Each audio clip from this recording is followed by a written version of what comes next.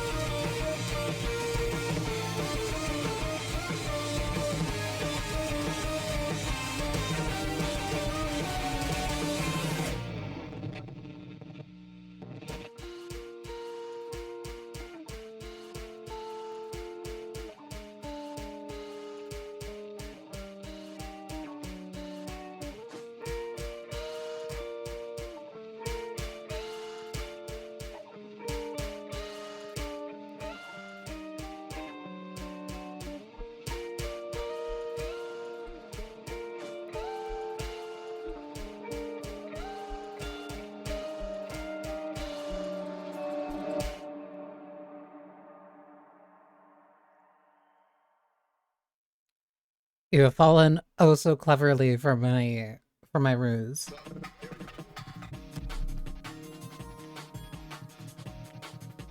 In actuality,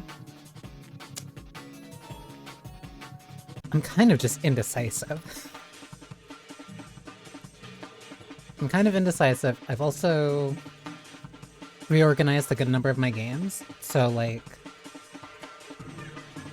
I kind of want to find something that works well for Wednesdays.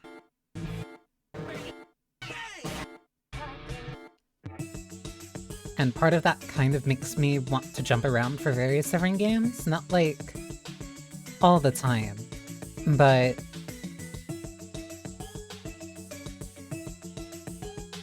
I have an idea of kind of what I want Wednesday to be, but then I do have a consistent fallback plan if I want to kind of go for that.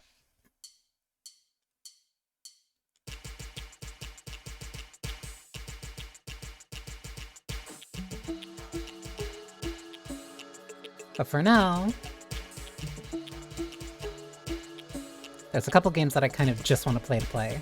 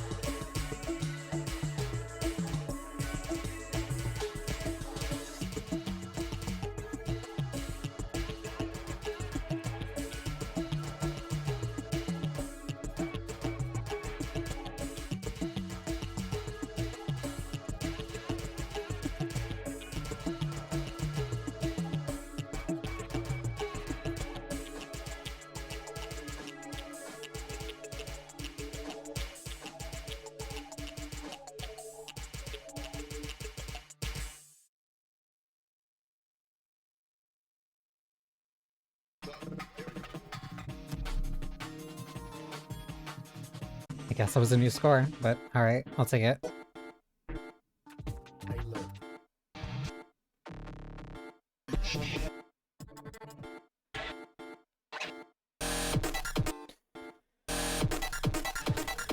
This'll be fine.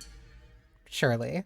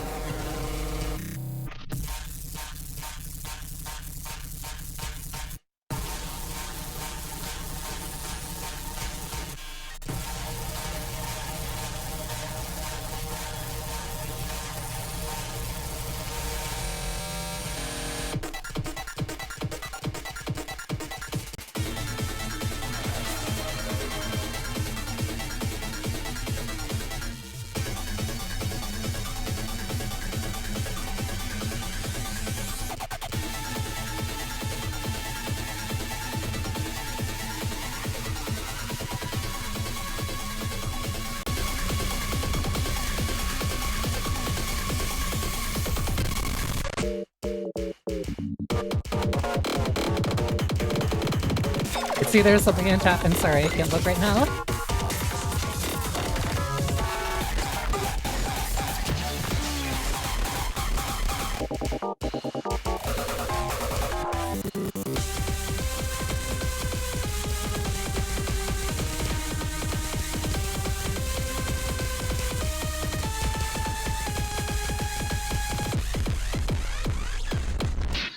Ugh, that was such a bad...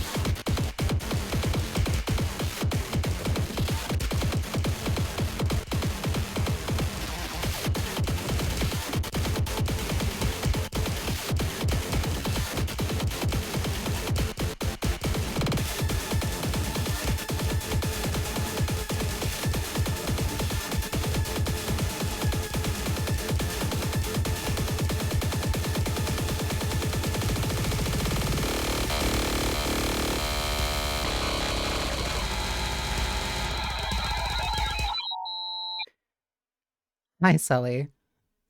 This is unbeatable. It is a... There is a arcade-focused part of the rhythm game, which is just like very pure rhythm game, and then there is a very, I'll say, robust story mode for the actual story that it wants to that it actually has. I highly recommend it. Very good game. Also, thank you for the check-in. It also has really good music that, like, hits my sensibilities very easily.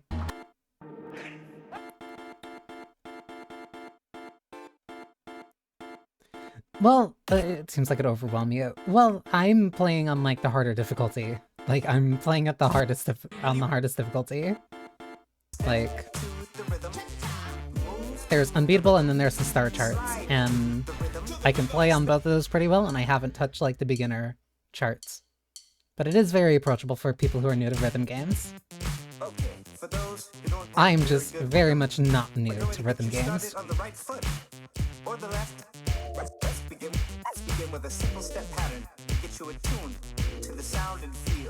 I am also incredibly used to good music.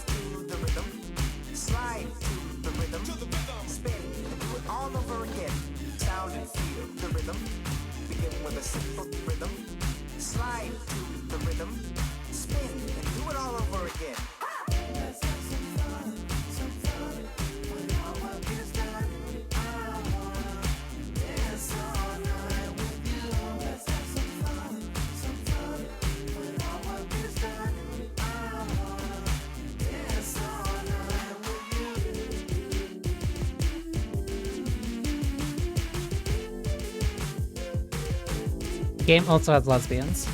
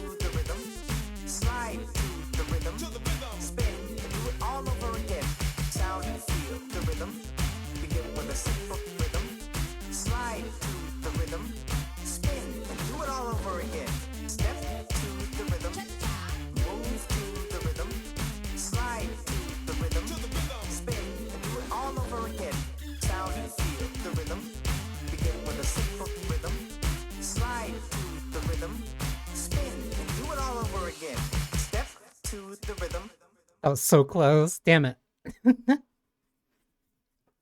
Yes, there are very much lesbians in this story. Very interesting ones, to say the least. Hey, my rank went up.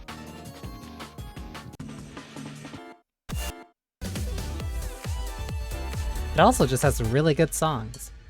Like, really good music.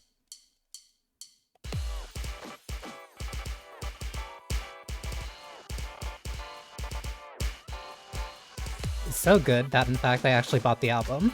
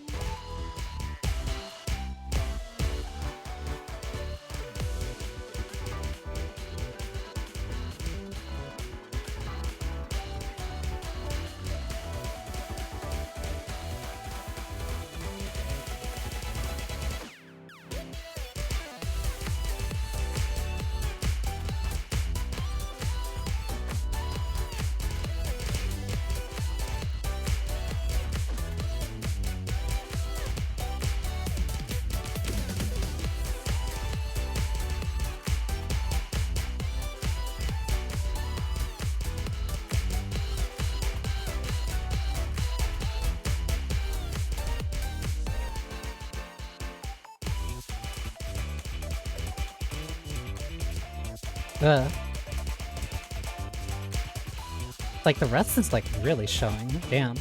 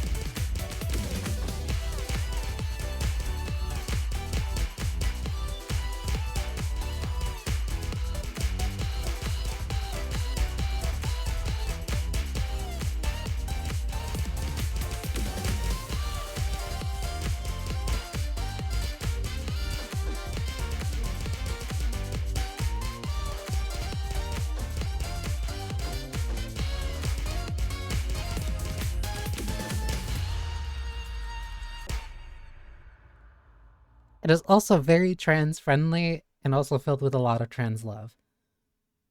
Oh my god, hang on, sorry. It's been a while since I've had to keep my eyes open, like, that long. My eyes are burning a little.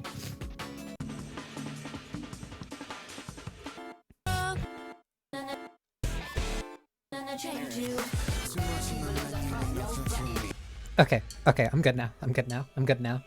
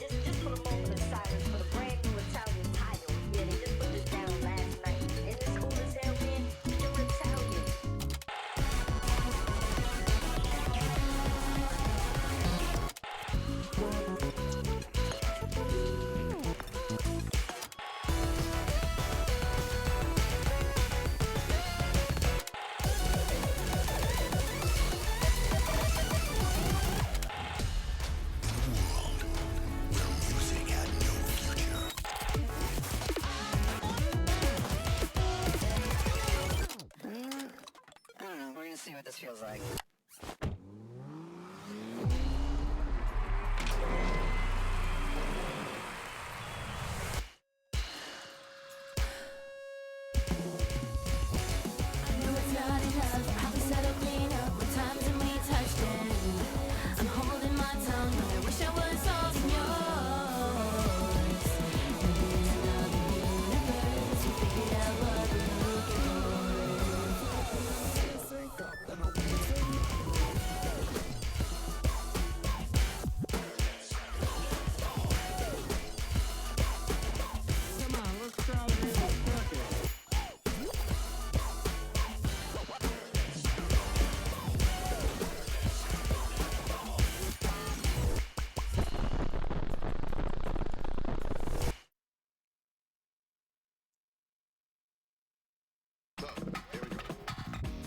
I was only 20k off of my best. Damn it. Whatever.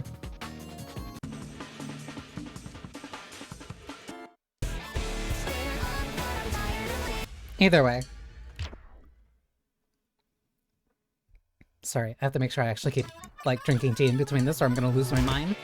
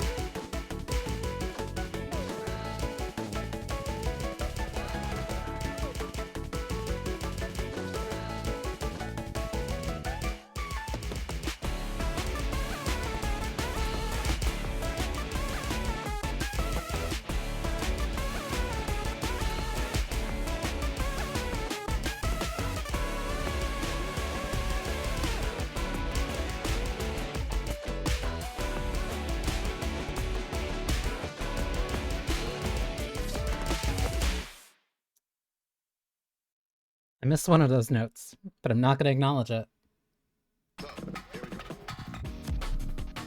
That was so close to... That was so close to perfect, too. Whatever.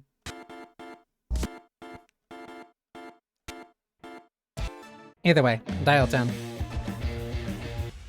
The most important song.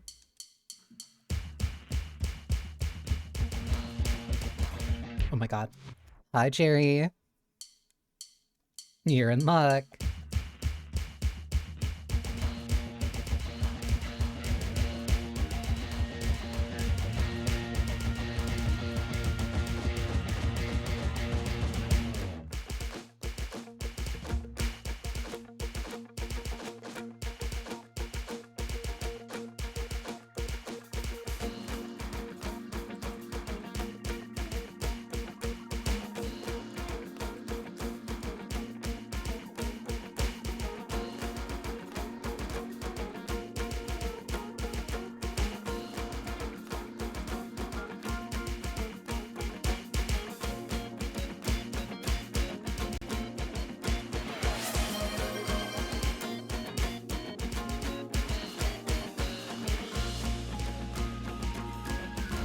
Sorry, it's incredibly hard to look over right now. I heard something just happen.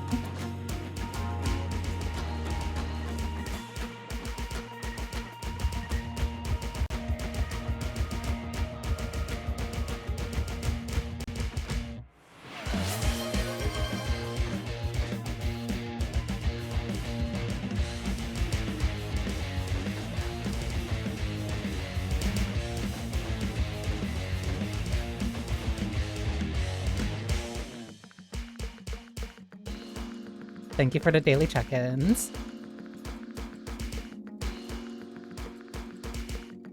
Potion to sip on while I serenade you with the music.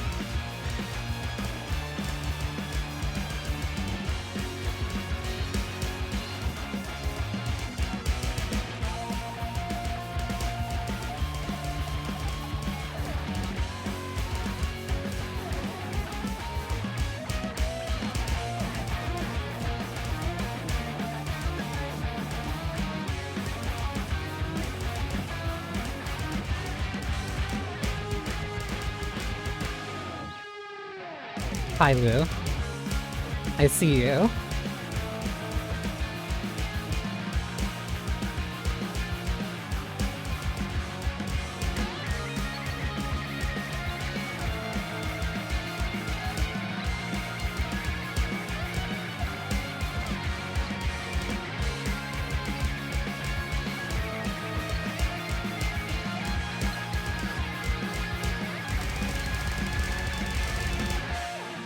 Not a lie, I certainly see you now.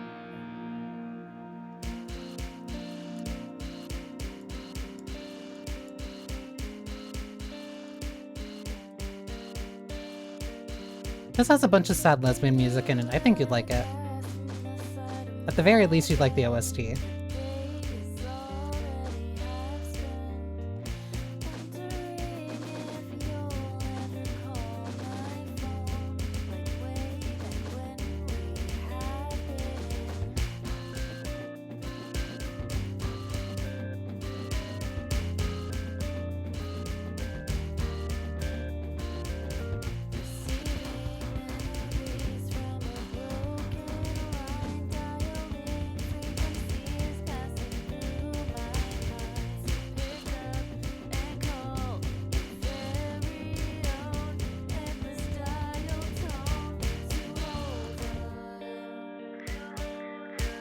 The sad lesbian music. 2, 3, 4.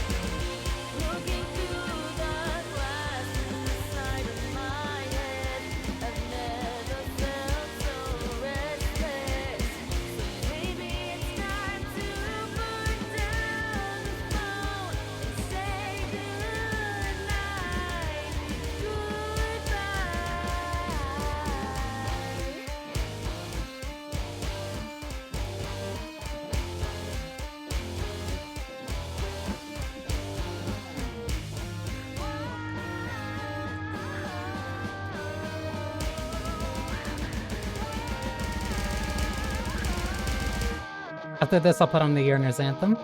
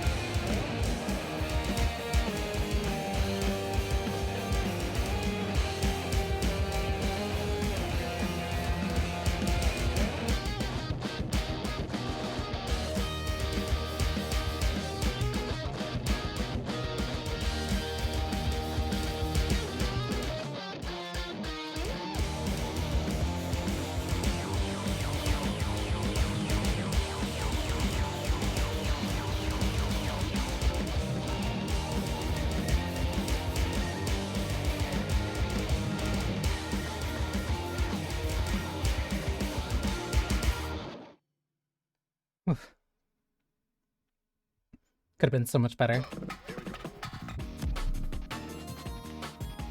Alright, where are you, Loner? Here, I'll even bump this up.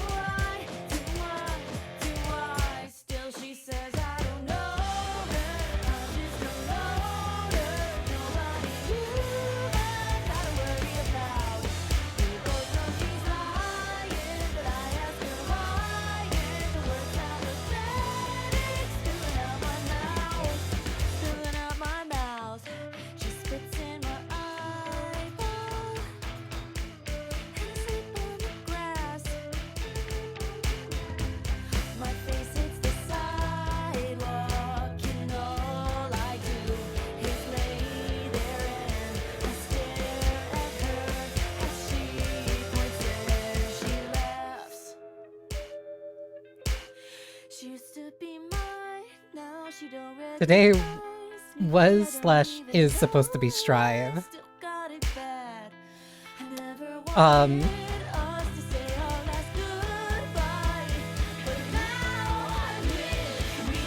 But I became kind of indecisive.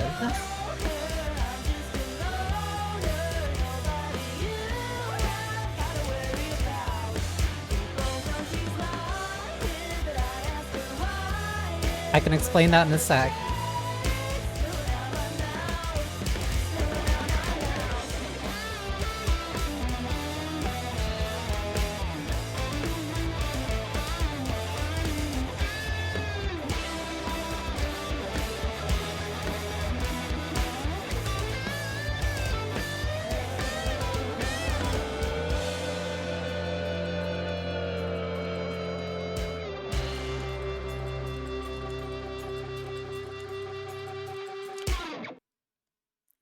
So yeah, today is / was scheduled to be Strive.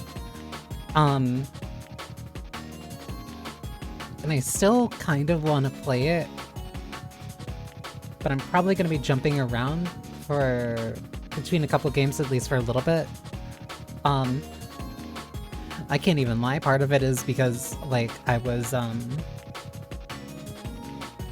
looking through the VOD. I was looking through the VOD, like getting clips of like the Strive one, and I'm like, oh, I need a better coping strategy for how I deal with getting through matches.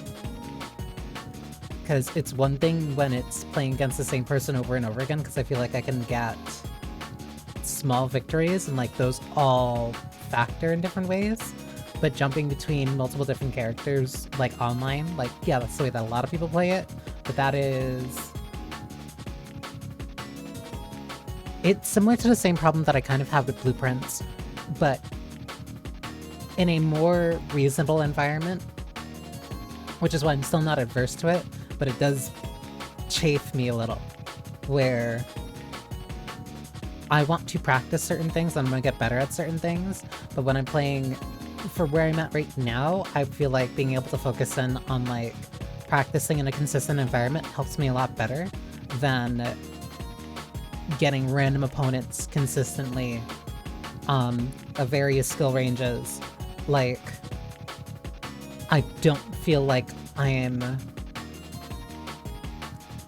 learning as effectively, if that makes sense. If that doesn't sound like me jawning.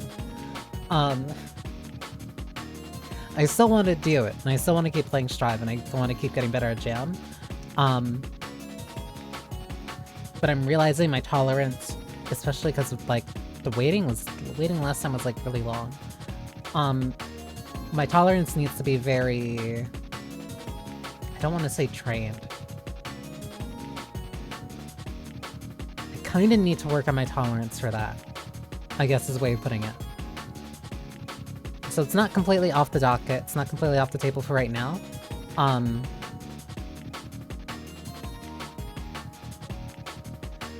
I was just thinking, I kind of just want to play something that I know I'm gonna like have fun with before I get mad at myself for not being good enough at it. And so I had the genius idea of playing a rhythm game where I have a lot of the same issues.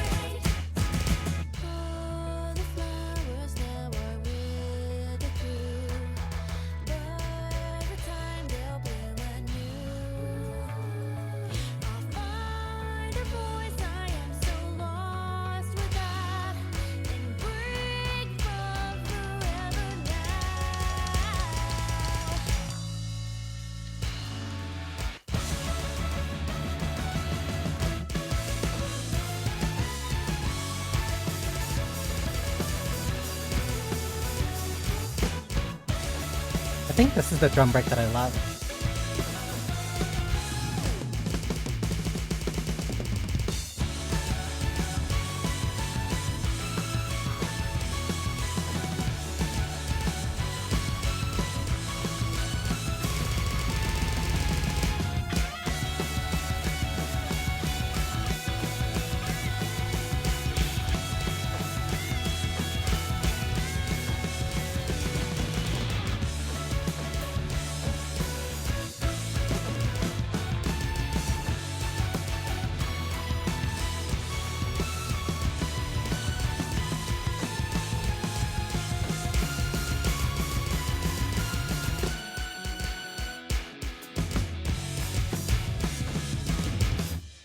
Something a little bit about that song reminds me very heavily of Anamanaguchi.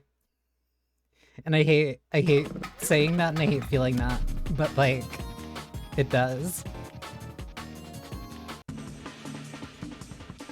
Like, playing through part of it just makes me think, oh, this was in a Scott Pilgrim video game. Wait, no, that's not it. Using proper rhythm.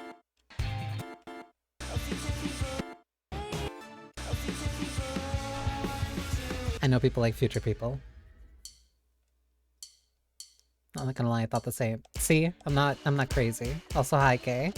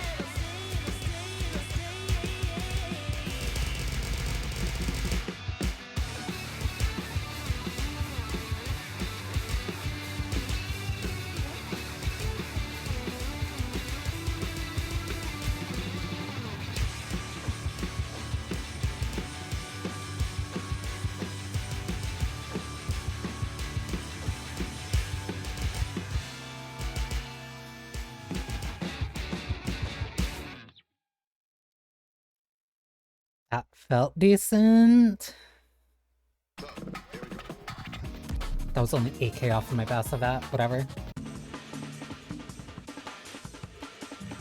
Okay, and then one of my favorites.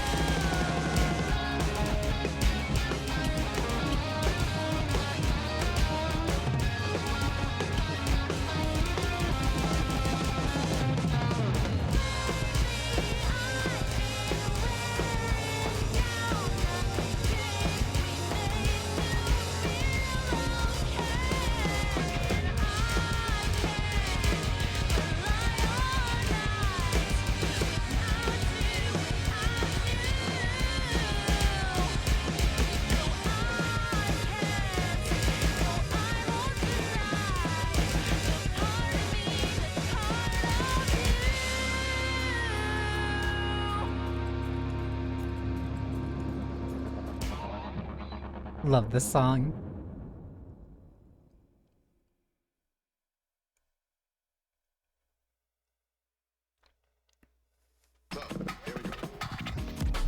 $10K off of my best, whatever.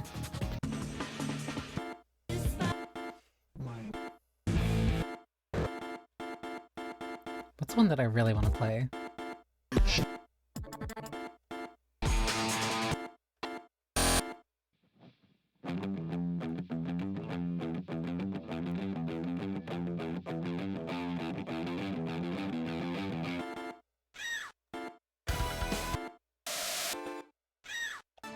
We haven't done this in a while, actually.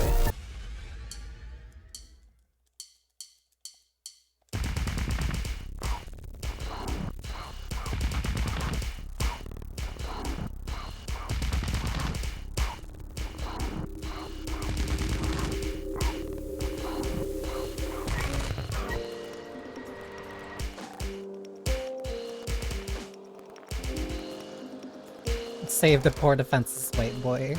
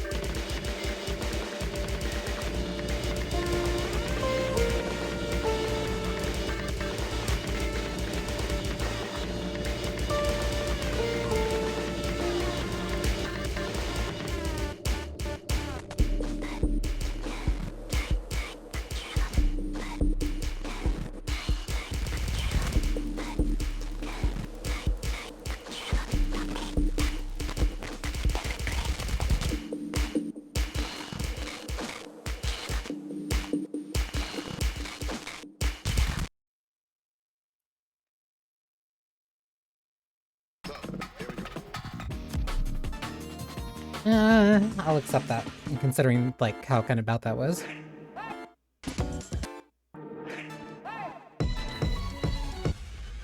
I'll do a couple more and then I'll probably switch over to a different game.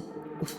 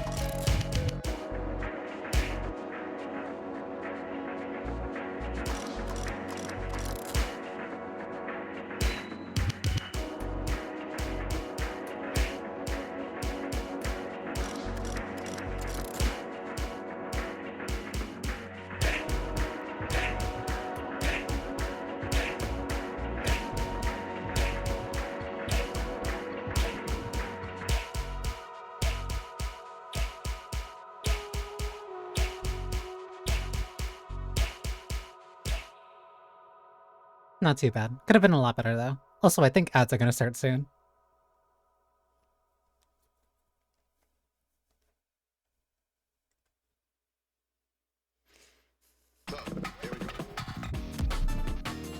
Which means I can give this a chance to kind of rest for a little bit. Maybe tell me when you're free and then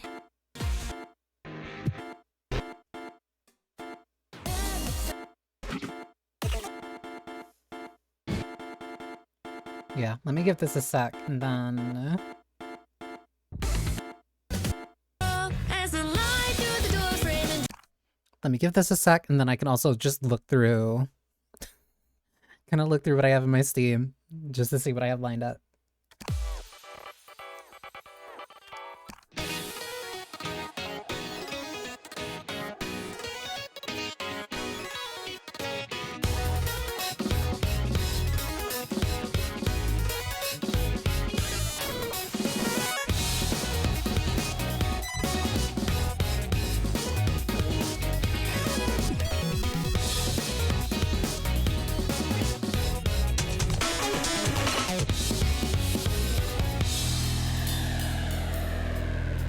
right now you're trying to make me proud. And right now I need you to let me down. Finally, no wonder you've been my everything.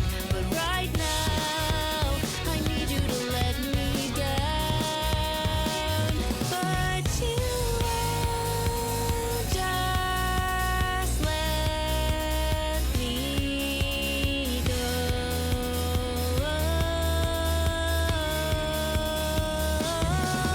As the light through the door frame and truth on the space, feel the heat from your forehead cut shapes in my face. Your eyes glimpse mine for just a second time. But the thing you remember has been replaced. She's touching a tender, but it's not the same. Oh, when your eyes glimpse mine. Long time no talk, was beginning to think you might have forgot. You mind if I stop the fight for a hot sec? Can't explain it, way too much context, nah.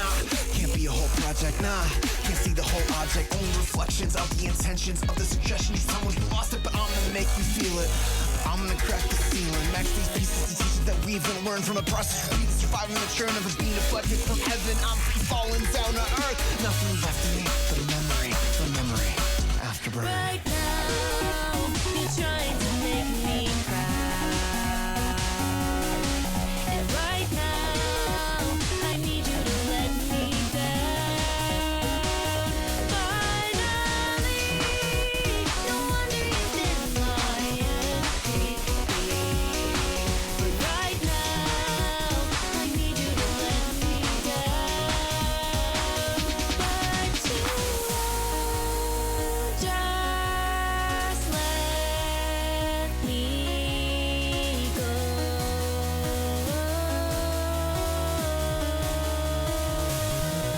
As the light through the door frame and truth on the space, I feel the heat from your forehead cut shapes in my face. Your eyes glimpse mine for just a second time. But the thing you remember has been replaced. She's touching a tender, but it's not the same. Oh, when your eyes glimpse mine.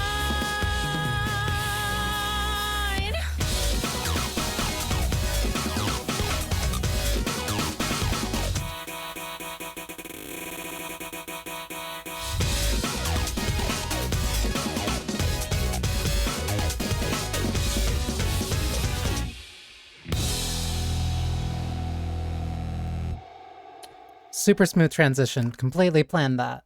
Hi, Saidaku.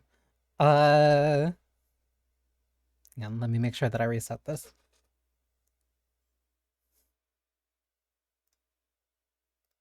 Okay. And I also have an idea of what I want to play after this.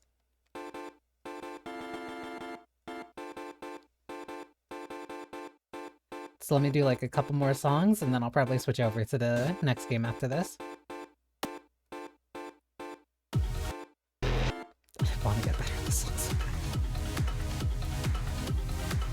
This song's so rough. This song's so rough, but I want to get better at it. I want to get better at it so bad.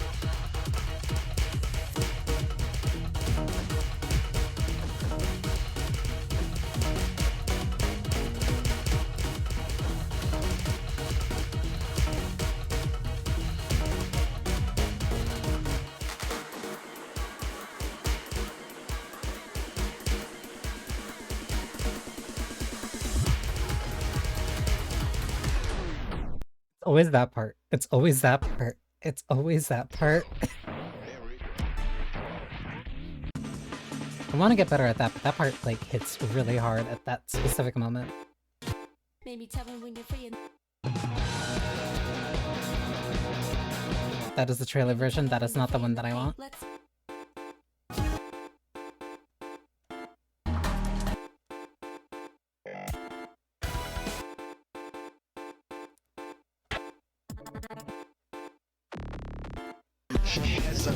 I also just did this. I can do this again.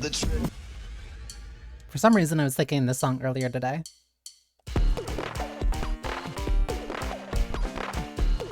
For some reason, I thought it was in like a different game. Shut up, police, police couldn't be sane, I'd be ashamed, must be a glove for pain, likes to be treated horribly by just proper priorities, I'll serve the same metaphorically by the book, statutorily, I guess that's gotten appeal to authority, I don't even know you, I'm just gonna roll through towards humanity, uniform ain't really sexy, girl in the club ain't really wanna text me, wanna do everything else though, heads up, put you another dead one, pull the trigger, go figure.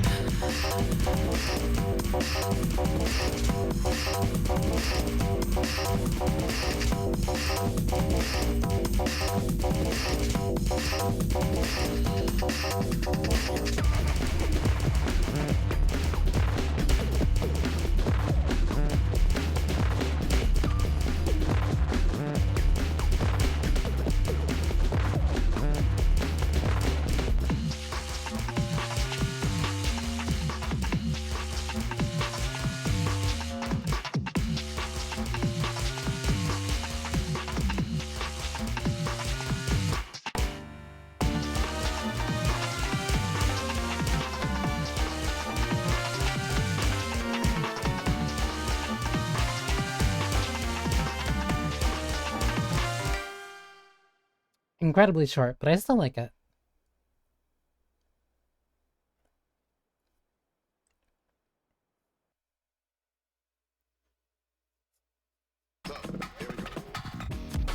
Oh, and my score went up too. That's me, Bomb Rush. Yeah.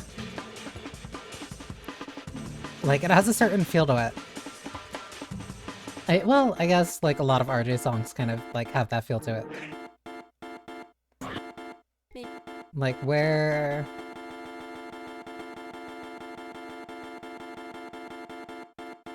is Misery Index? Yeah, looking like the Albeit this one definitely has more of a harsher edge to it.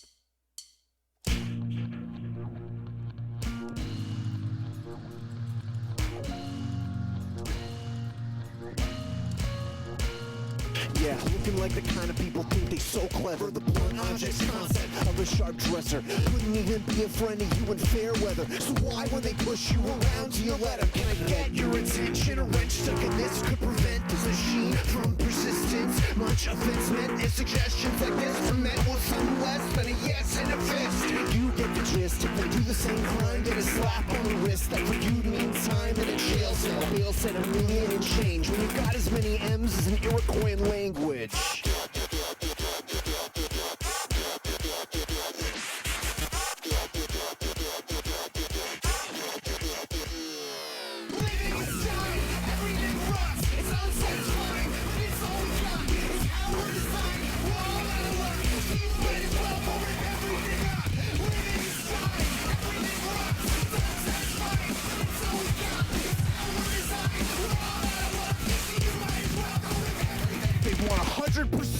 of what you produce. The small bit you get is less than you use. You pay down your debt and still get abused. So why don't you let your link be a fuse? They treat you like a carbon copy of everyone else in the room. The rich are all in your body, so why aren't they worshiping you?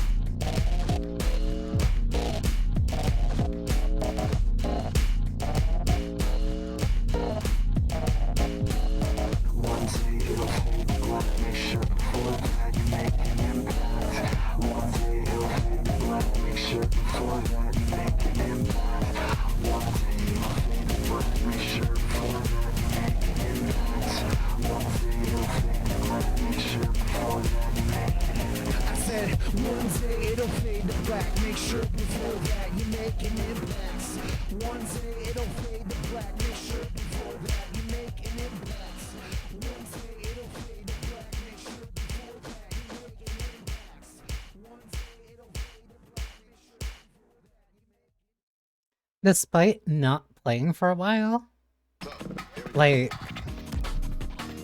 that was only 2k off. Despite not having played for a while, like,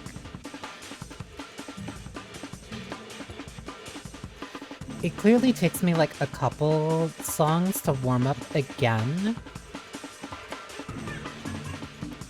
But like, I get back into it very quickly.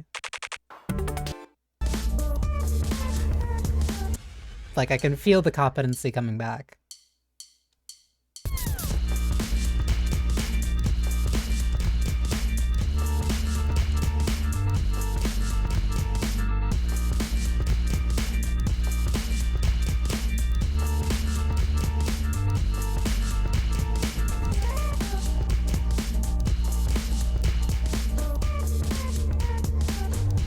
Granted, part of it is literal muscle memory.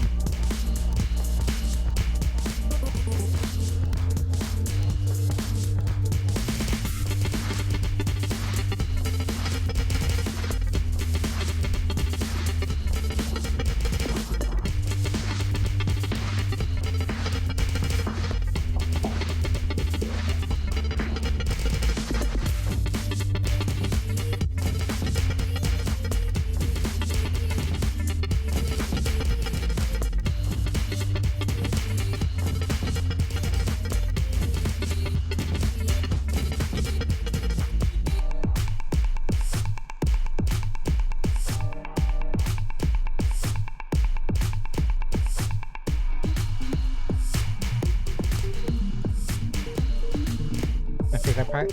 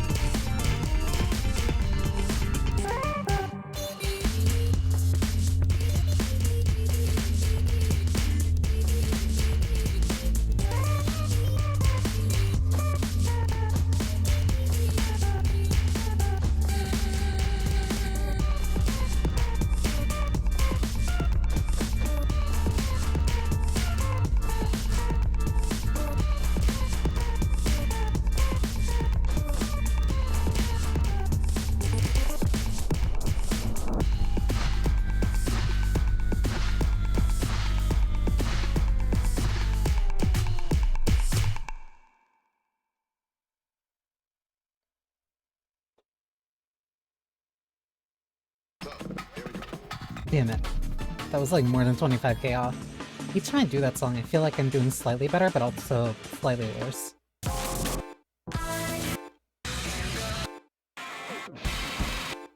And I change you. I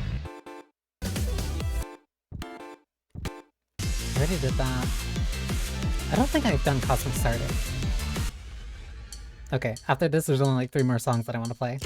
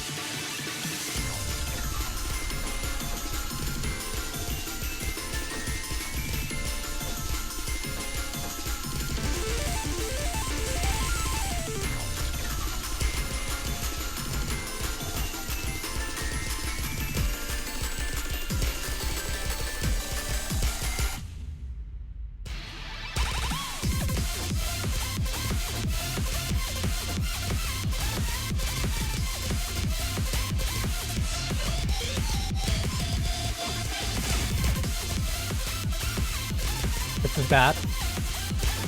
My nose is itchy.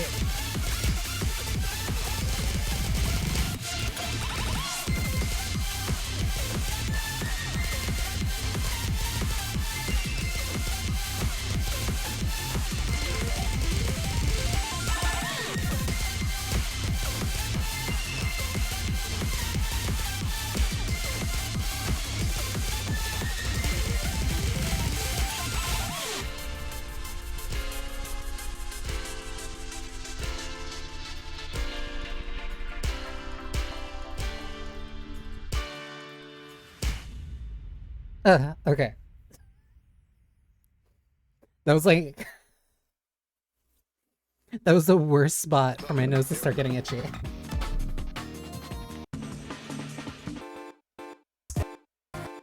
I did make it. That's what really mattered. As I was suffering in like the last minute of that song. Alright. We're at like the 3 that I want to play.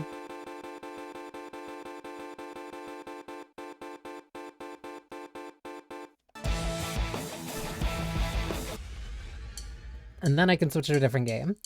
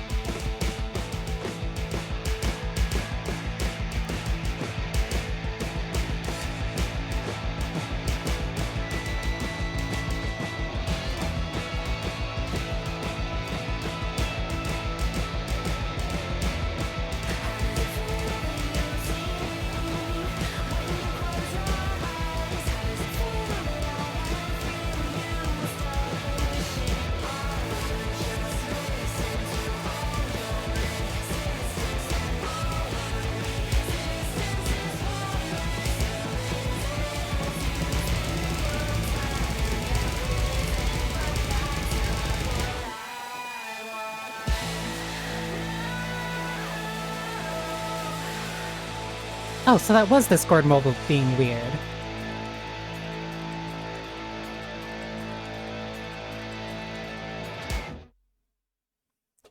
I was wondering why it was like that. Because, like, I had watched a couple streams. Because I had watched, like, a couple of my friends' streams on, like, mobile Discord and it wasn't acting weird before. So I was wondering why it was like that for you. So I have two choices.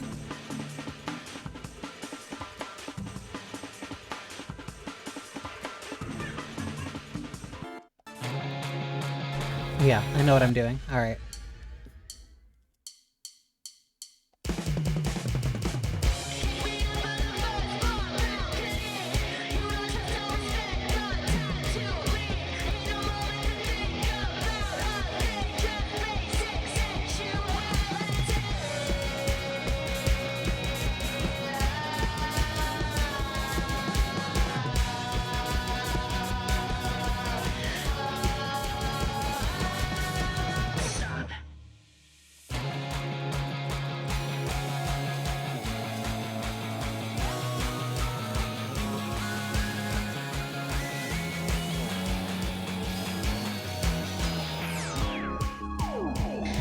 Alright, y'all. We're about to hit you with a second break of that song.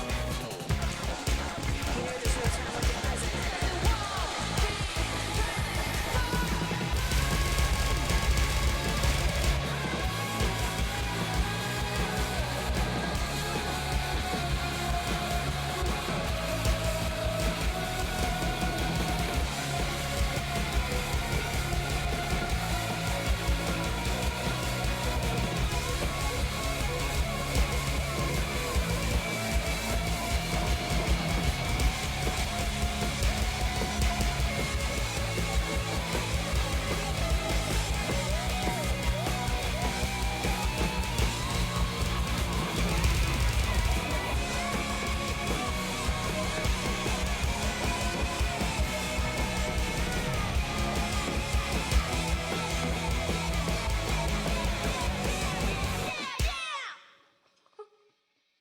I'm so mad.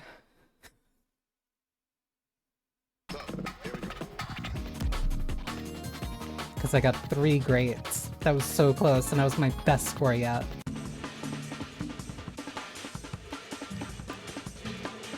Ugh. Okay.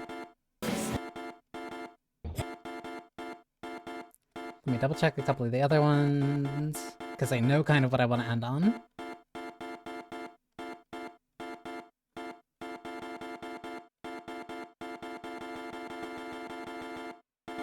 Yep, no, I know what I want to end on. Alright.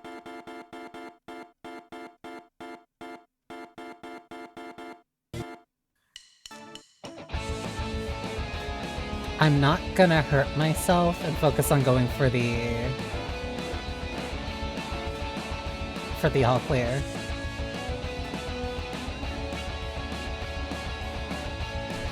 For the crit clear, I'll just do normal.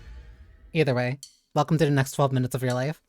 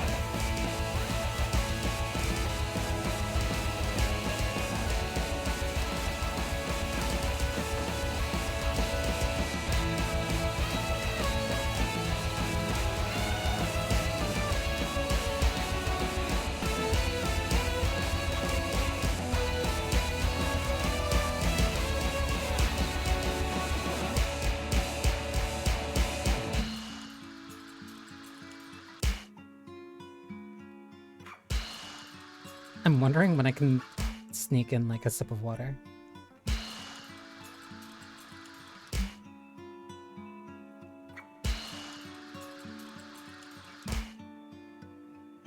Did it.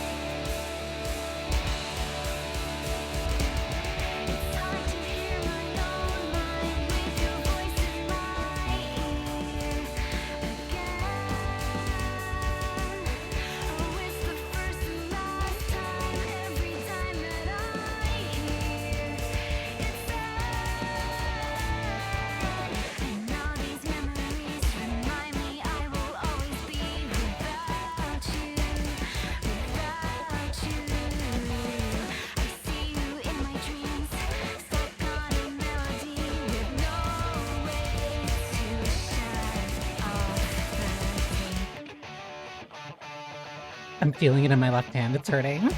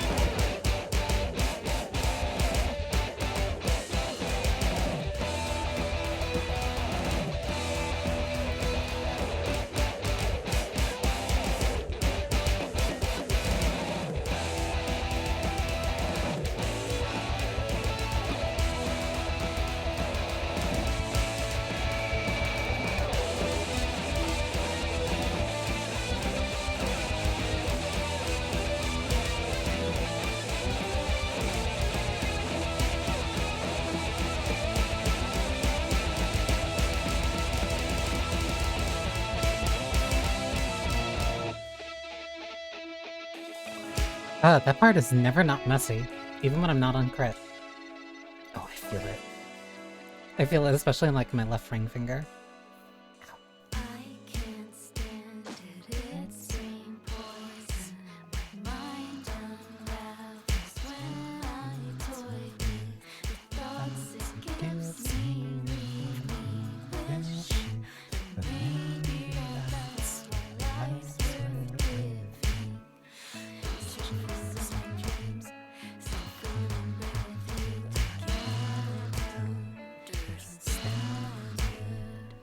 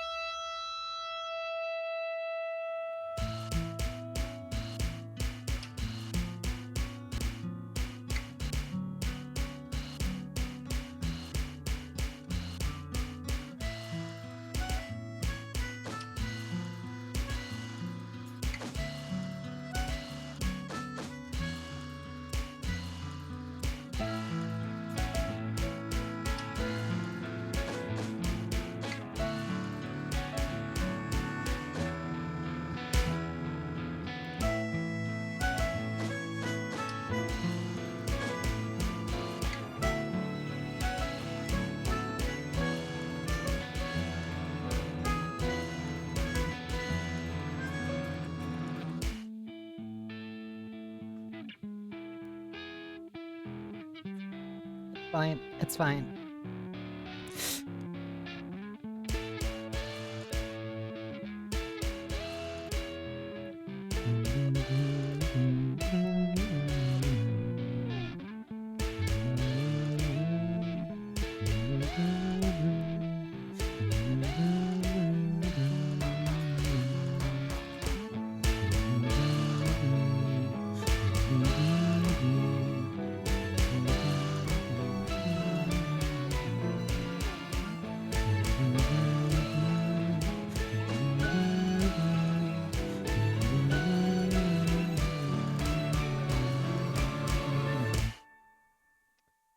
There we go. I kinda had to switch. I had to switch to right hand only for a little bit. Ooh. Because something in my hand was not liking that.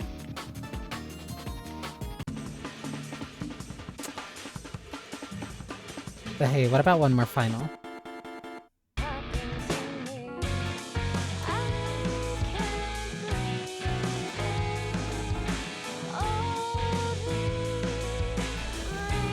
One more final.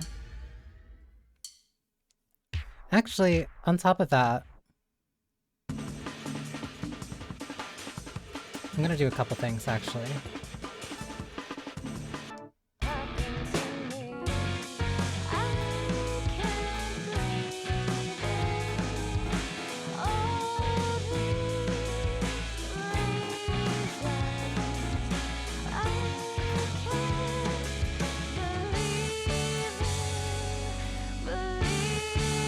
Since this is the one that Unbeatable is going out on.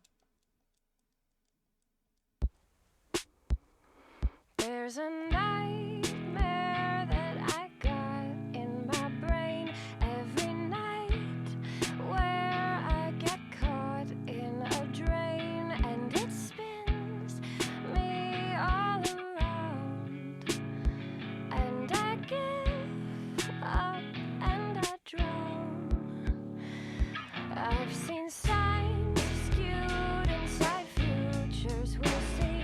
I'm too wise to forget you'll forget me, but you don't know that you will. Not your fault, nobody's still gonna happen to me. I can't breathe in all these reasons. I can't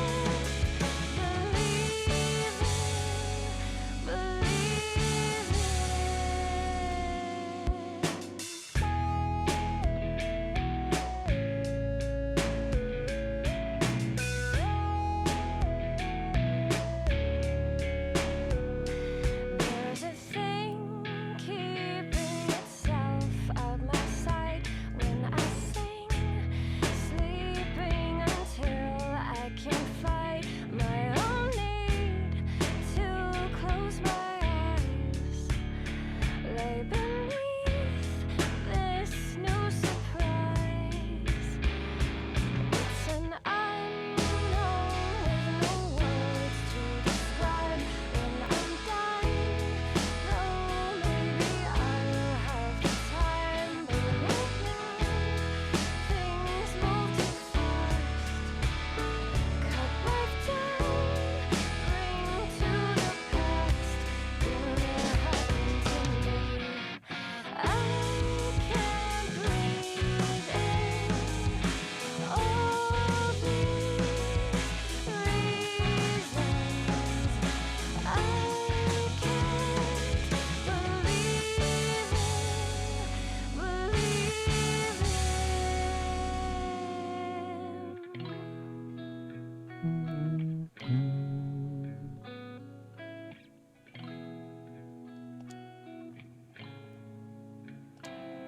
as I fall again with my eyes to the rain.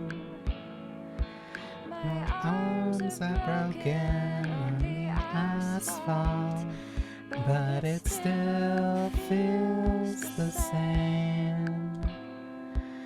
It still feels the same.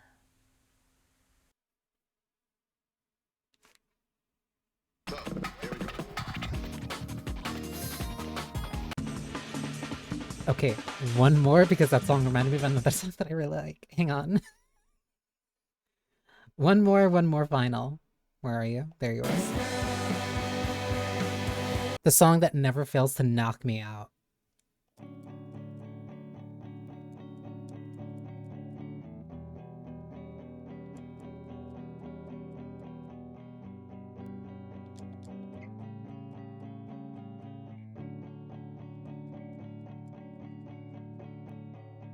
Right now, I'm sure you feel it too. There's something missing from you. And I know that summer's going by, but please won't you tell me why?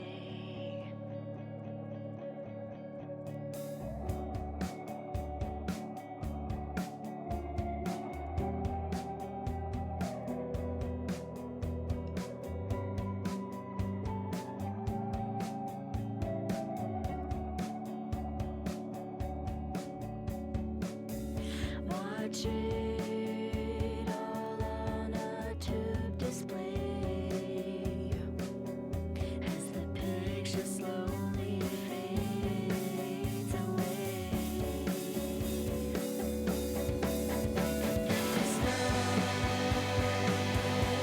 signal found. The moon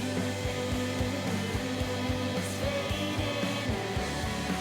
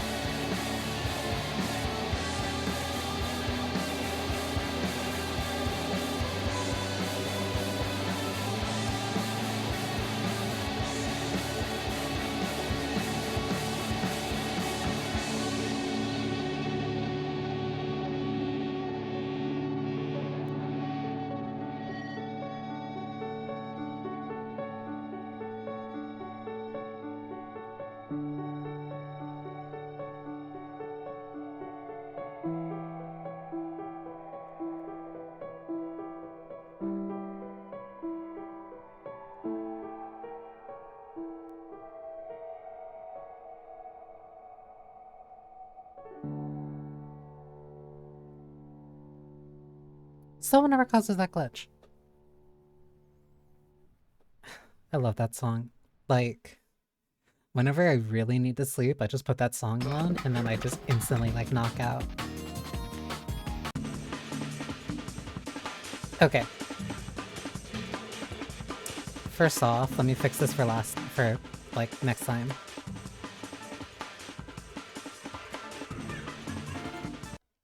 Okay. And now, the fun part is switching to a different game and hoping that it works. Also, yeah, no, I feel it. My left hand... my left hand kind of hurts. Just a little. But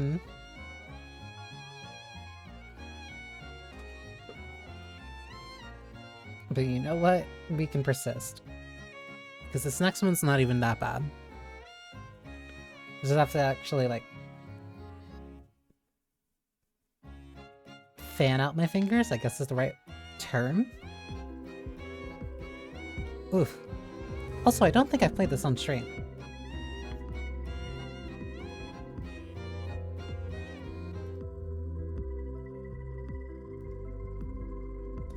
This is Glyphica. I remember trying this like a while ago. I don't know what the points are at. I remember trying this a while ago during a Steam Nap Fest a couple of years ago, and I really liked it. And then I eventually bought it.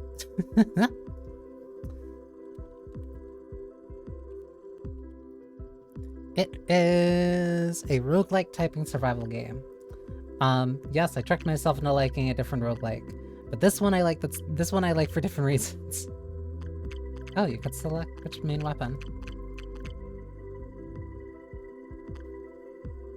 It is very interesting. I like it. I don't know what the trials are. Well, I'll start trials. We're no longer by one character. Complete trials with a previous omen. Oh, okay. Relax mode. Regular, omen 1. Oh, they let you pick which augmentations and stuff that you want.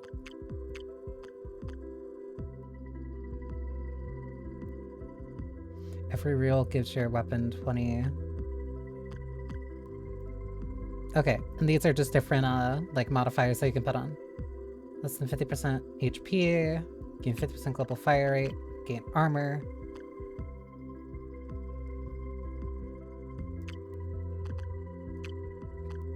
Okay. Yeah, this is all about typing. Gonna kind of see, like, you really don't need to control anything else. All you need to do is type. Like this, even for upgrades. Penetrator enhancement affects damage plus 30. Completing words containing the glyphs, spawns, and electrical beam.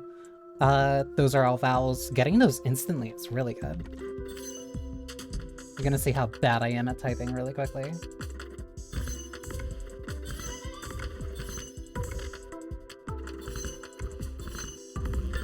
But basically, the way you type, and then your main weapon fires out at whatever you type at. Whatever you type. Fire an oscillating beam in the direction of your most recent target. Trans to the screen, damaging all enemies in a path. I like that one. Because you also have to type them correctly. Because if you mess it up slightly, it'll immediately kick you out of the word that you're attempting to spell. So you have to be consistent.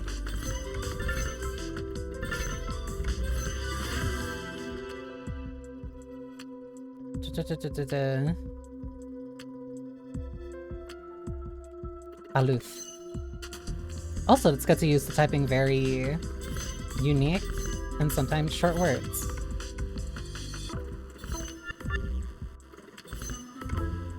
And because it only really, all you really need to do is just look around for the words, like...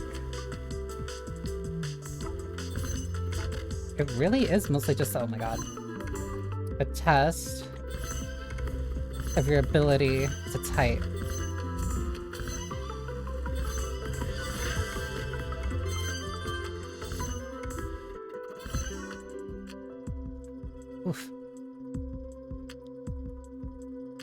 Instantly deploy drone that fires lasers at enemies. Activate fuel pickups to refill Guardian, which will consume fuel and deactivate when empty.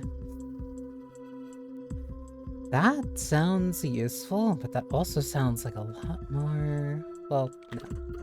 That sounds like a lot more things to also type.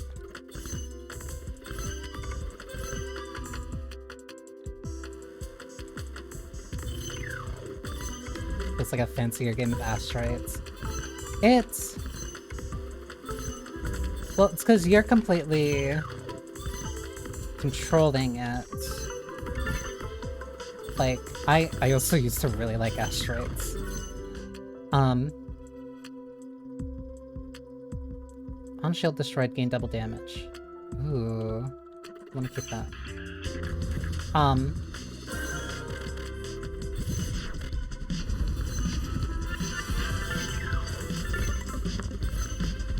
Here it is.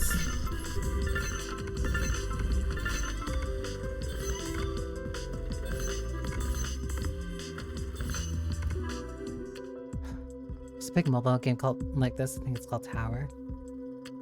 Is it... Ooh. Wait, the spin speed would be really good. Like, if it... Is it also, like, typing focus? Oh my god. What? Def. Deer. Block.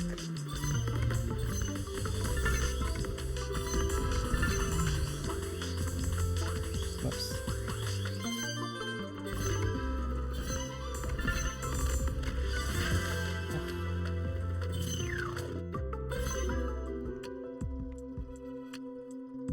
Less typing. Like, the typing is what caught me, is what made me super interested in this. Because I kind of wanted an excuse to look for something to get me to type more.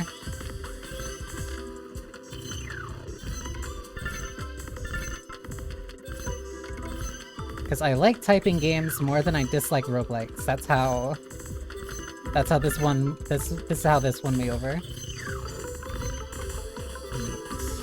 Zeta.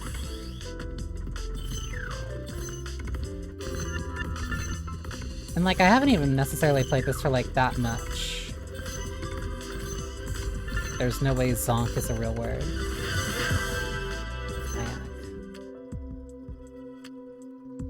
Exploding bullets.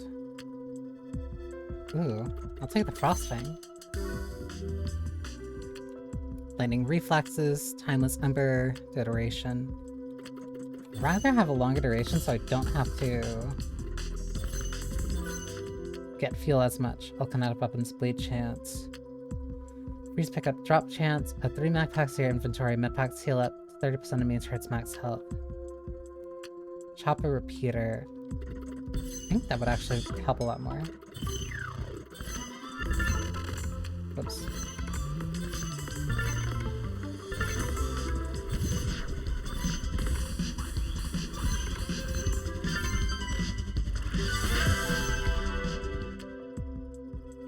Every 12th hunter spawns an elite hunter. Hunter attacks now chain to one additional nearby enemy. I think I'd rather like this. Also, I really like the boss fights in this. Oh my god. Oh my god. Oh my god. Alright.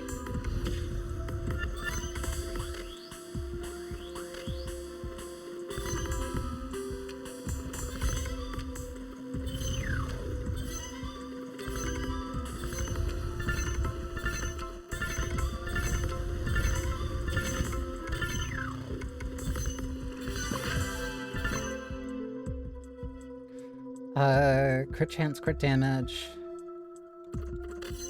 Where'd I take that? Like, you really have to constantly be looking around.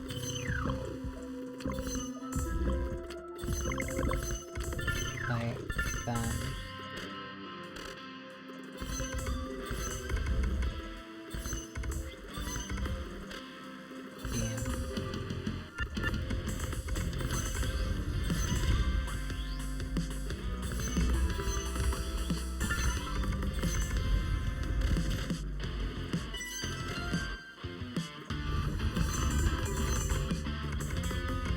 God.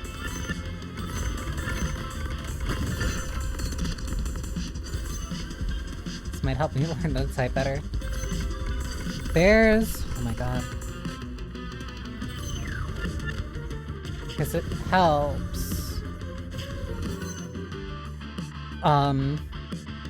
Satisfactory there. It helps because it also like really kind of forces you to pay attention.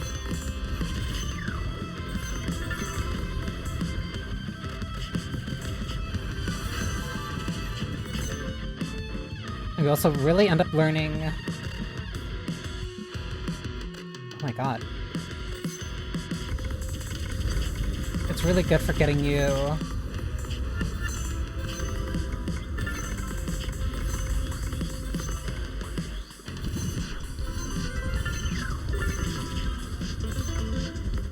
to just like mentally keep track of where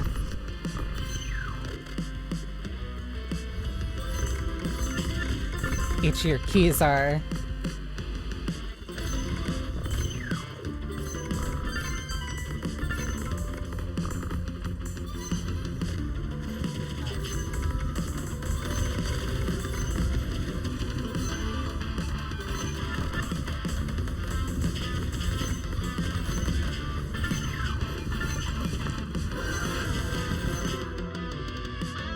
Compared to, say, Final Sentence, that has longer words and more gibberish, where I'll get shot if I mess up or fail behind. Yeah, like, you can still theoretically mess up in this. Like, you still can mess up in this. But it's not like you're instantly out. Or, like, you kind of have to hope that you're not instantly out. Good. Like, these are just a bunch of small... oh my god. These are a bunch of smaller words. So you get more kind of control over which ones you're going at and which order. Method, place, next, nag, beans, trap, zone, go, flee.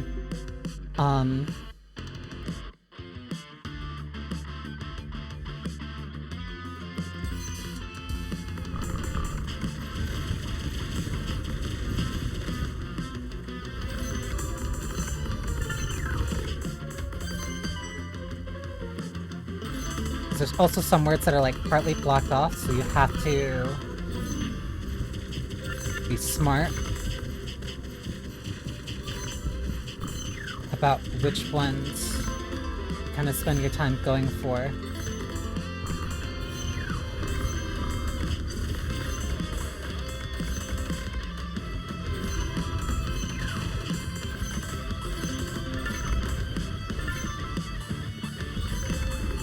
And even if you start typing one that ends up getting destroyed, like, it won't delete it, you can still get benefits off of it.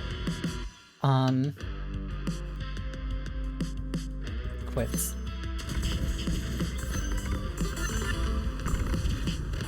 Luckily.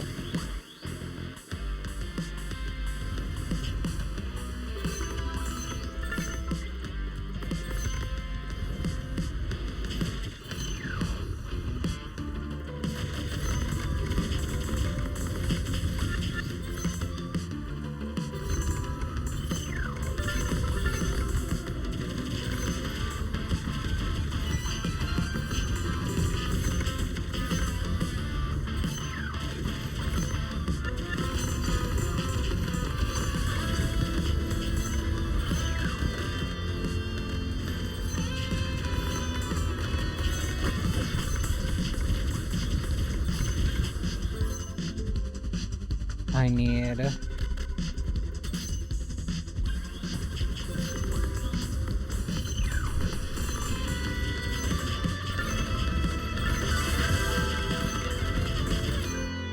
also, the music's really good. Special field pickups will spawn that gives Guardian temporary bonuses, and when the time active. It's now 2 drones instead of 1. I'll take that.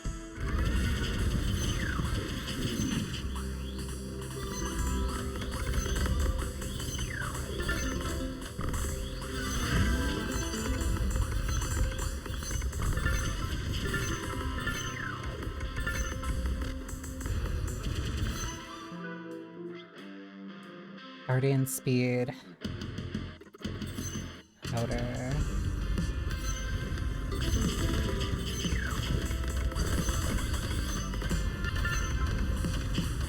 Ah.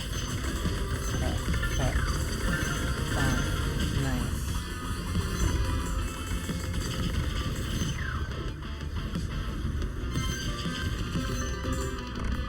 Nice. This came out just a couple of years ago. It was in early access for a bit.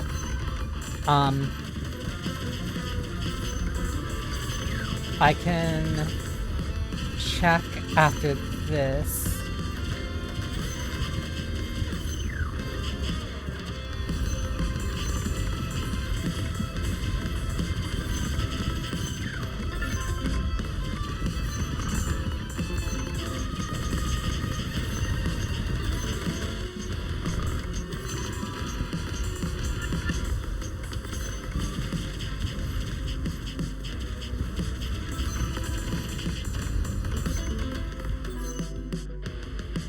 I'll weapons reroll chance. I'd rather take the duration for freeze.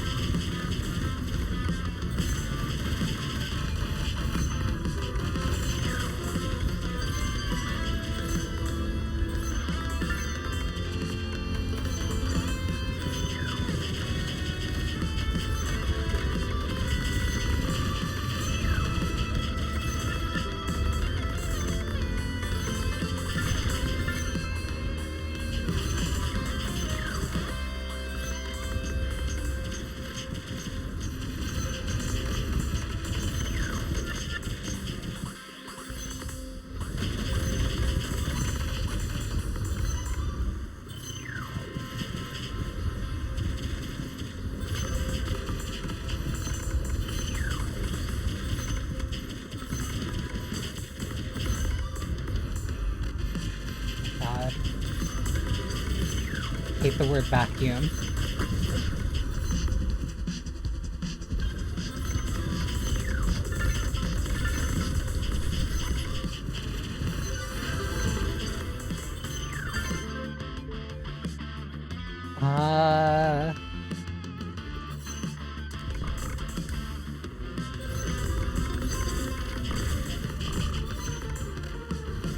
Evac. Evacs? What is that word? Add 1 shield, increase max shield to total of 4. I'll take that.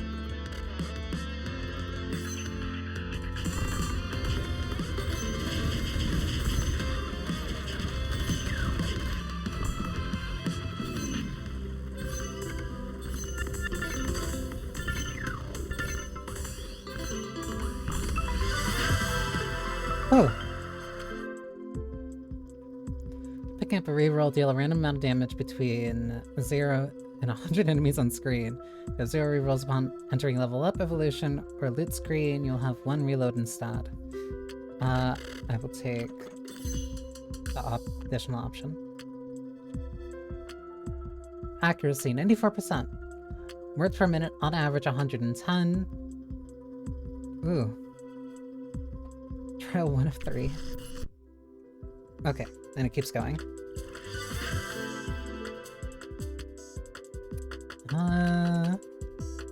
Kind of want the duration increased.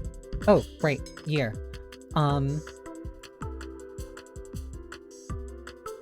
This came out October 9th, 2024. Oh, it's still in early access. So they're still making it, like, additions and adjustments to it. Right now it's only like $10. And I know it goes on sale fairly often too.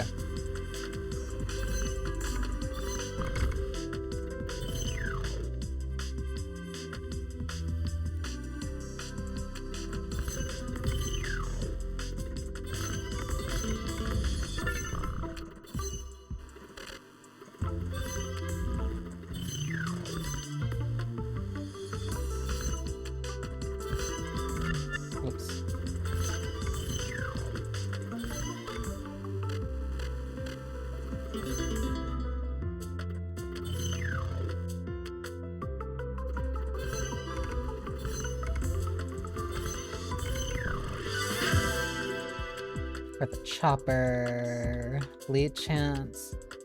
Inflicts heat damage instead of kinetic damage and is considered a heat weapon. Chopper is replaced with 2 smaller saw blades with high attack speed, fire in a cone pattern. I'll take that.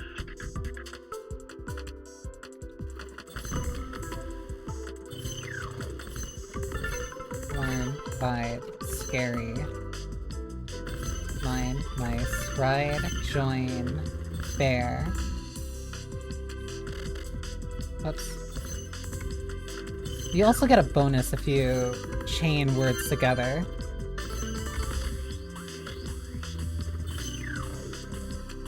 Whoops.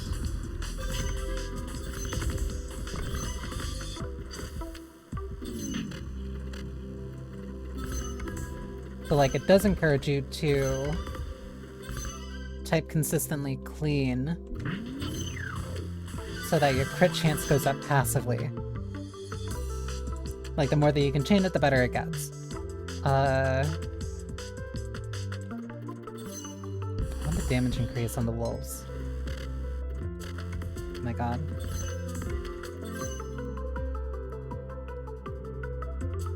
Fire rate, all damage, an additional 2% chance to bleed. I think I'll take the fire rate.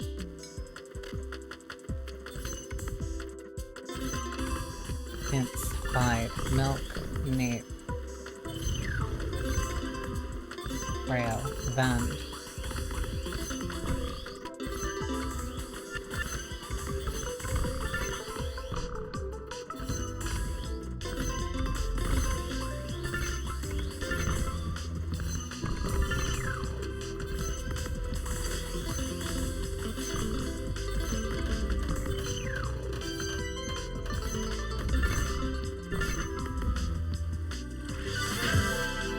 Getting through these, like, really well.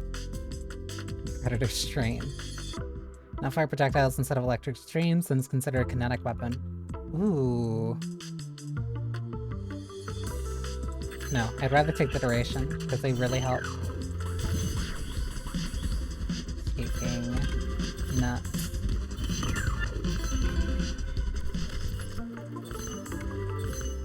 There's another thing that this also kind of forces me to do, is that I need to be able to type without looking at the keyboard, which isn't something I usually have an issue with, but sometimes my assumption as to where my fingers are is very wrong.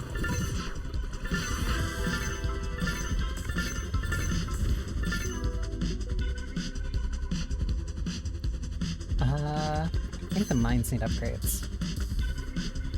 I, like, haven't been upgrading anything aside from the wolves.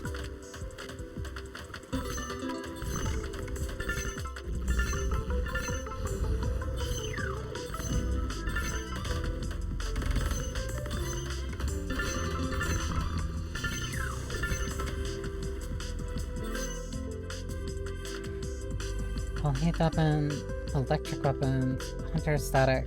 Add 2 warheads to your inventory. Warheads unleash a series of powerful explosions that radiate outward from the main weapon. Let me increase the damage of the saw blades.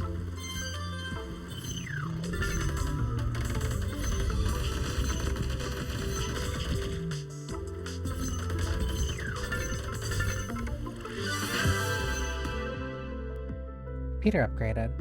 Effect space damage, cold damage plus kinetic damage -1. Repeater projectiles ricochet to random nearby targets, dealing 50% of its hit after the first one. I'll take that.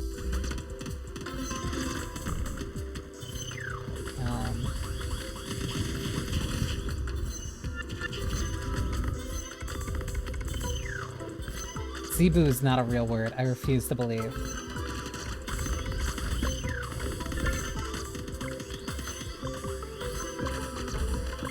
Neither is Nevada.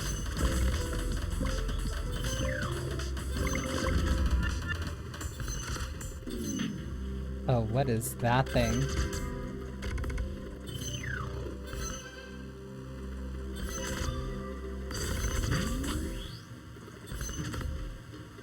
Oh.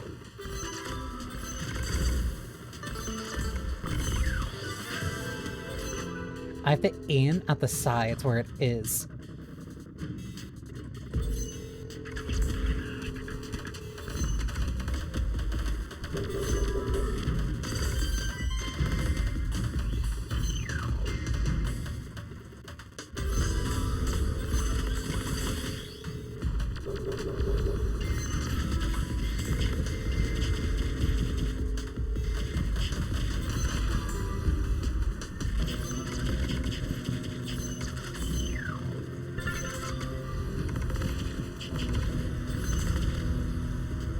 Oh, this is a weird one.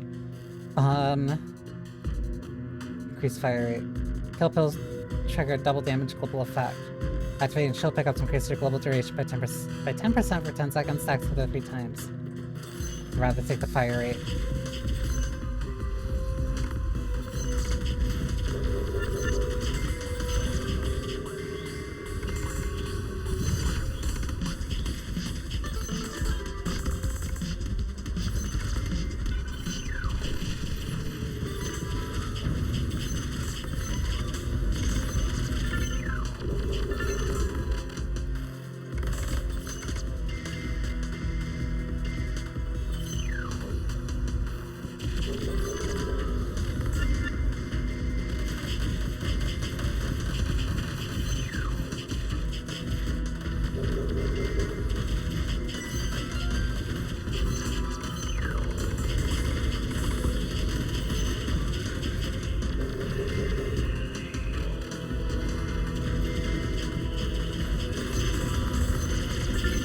Okay, I needed that bad.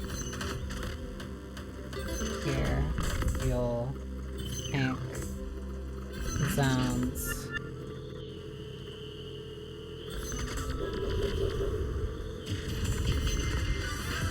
This boss is also very new from the ones that I was dealing with before. Or at least the ones that I'm used to.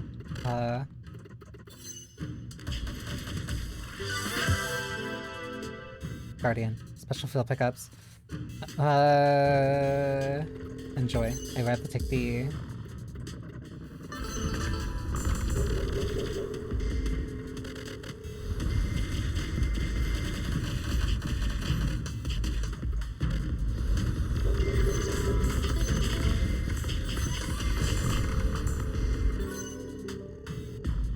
All explosive weapons. Higher crit. Double damage pickups. Duration 20%. Drop chance 1%. Freeze pickups.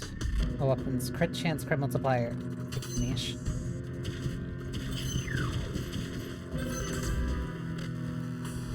Joyously.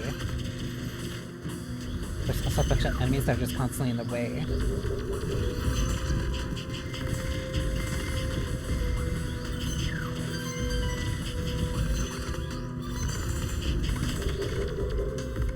Right.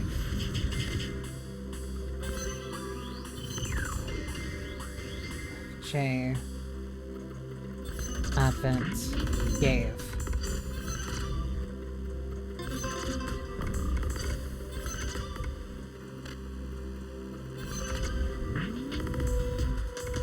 Tights. Why am I messing that up?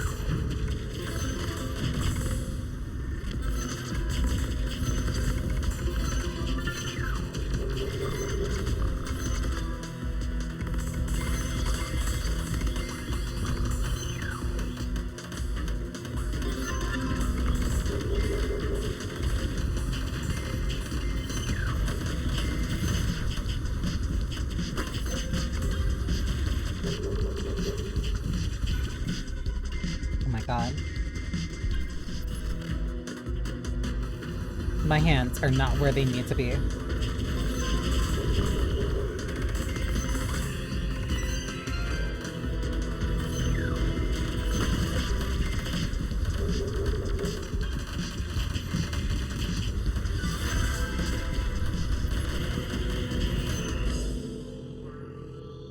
Duration, range... I don't know what this music is. Weapons, duration, add 1 shield, current shield 0. Guardian repeater, all damage plus 50%. Rather have the increased duration.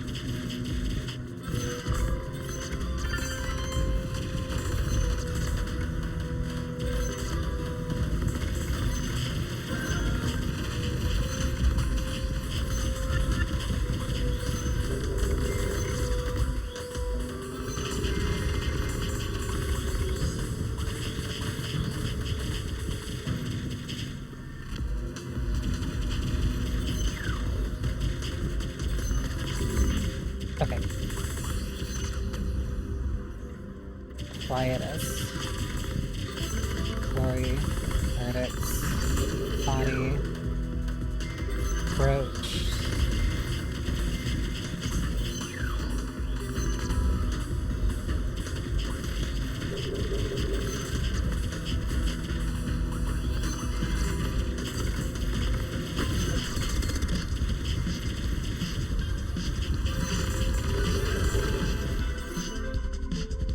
I'm starting to lose a lot of health too.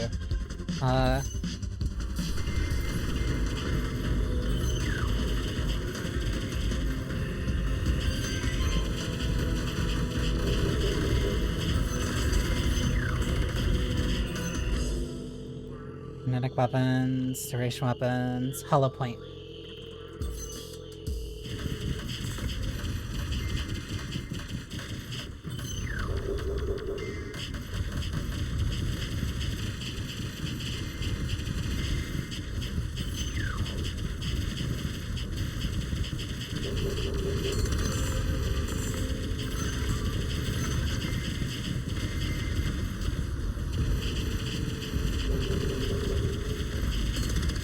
Oh my, I am messing up so bad.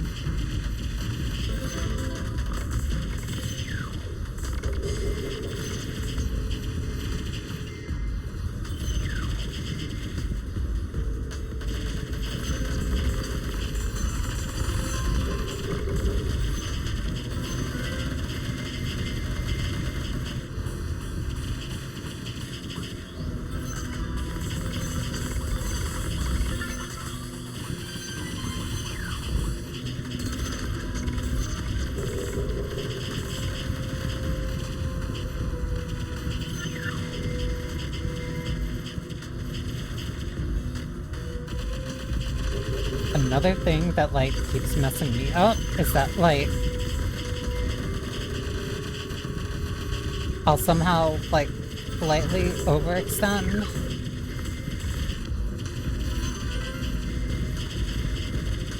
And, like, where I thought my fingers were, like, a couple seconds ago will not be where I think they are now. Will not be where they are now, which really ends up messing me up. Like, sometimes I miss slight words. Slight letters. Oh my god. Yeah, there it is. Oh my god. I messed up really bad. Like, whenever I end up typing too fast, especially kind of in a... I don't want to say panicky, but in a more pressured sense of, like, I want to get something out fast, I end up messing up a lot by kind of skipping over certain letters.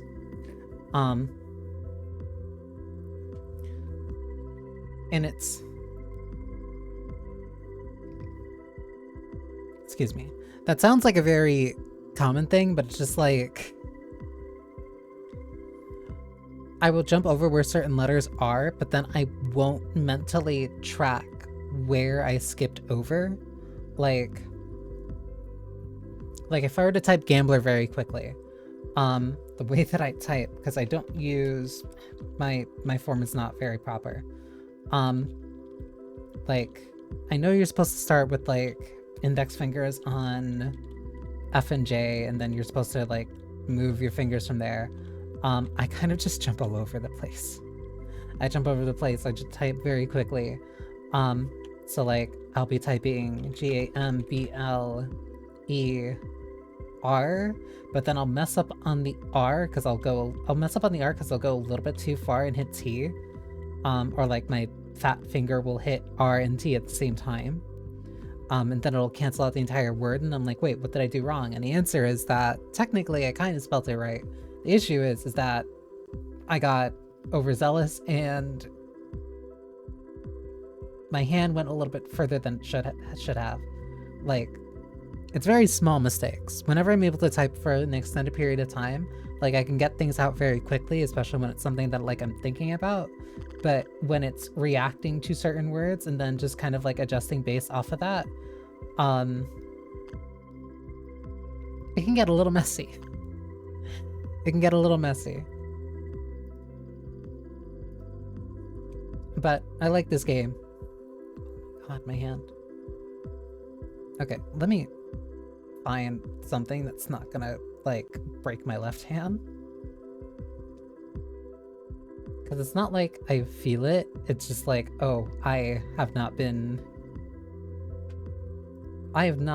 doing, or not playing a bunch of games that, kind of require it to really be moving a lot more than WASD. Ow. Granted, it's already been like... It's not a week. It hasn't been a week. It's almost been a week. It's almost been a week since I played Deadlock. Oh my god. Yeah, so that's probably part of it.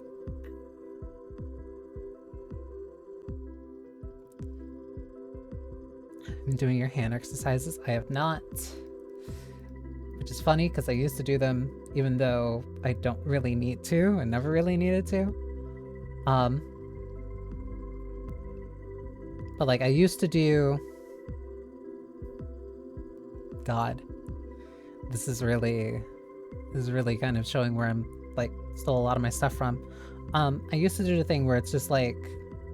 It's a thing that guitarists are supposed to do.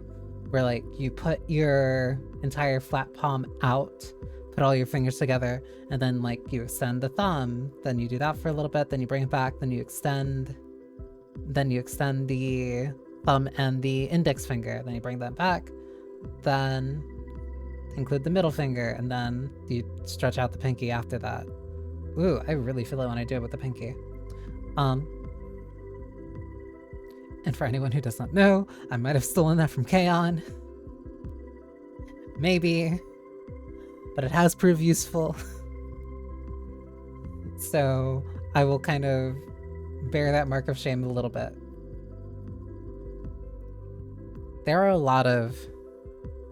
I don't want to say surprisingly, but like, no, there's a lot of good habits that I kind of picked up largely because of different anime and stuff and such.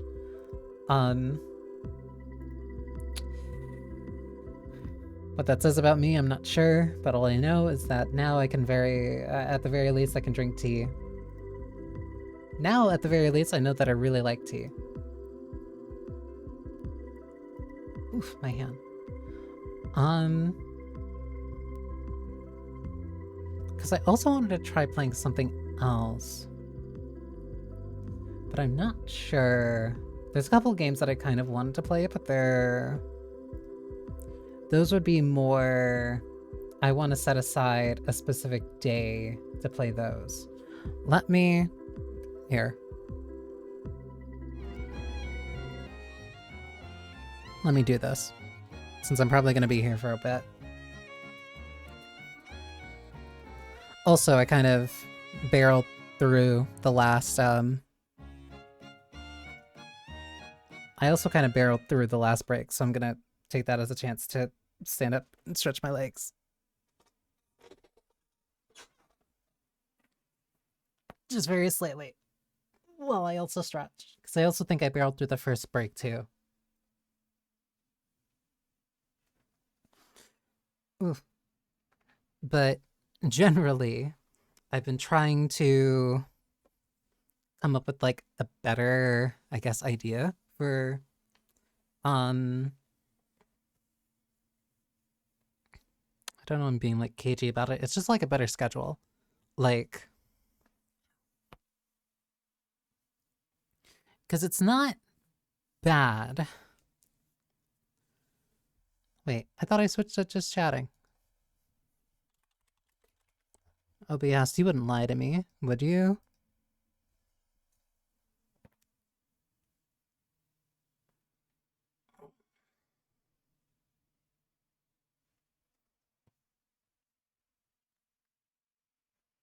You would, you harlot. I'm surprised closed caption caught that one.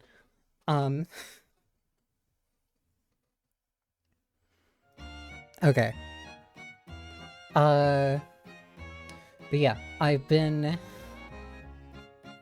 mostly adjusting, essentially. Kind of what I wanted to have on Wednesdays.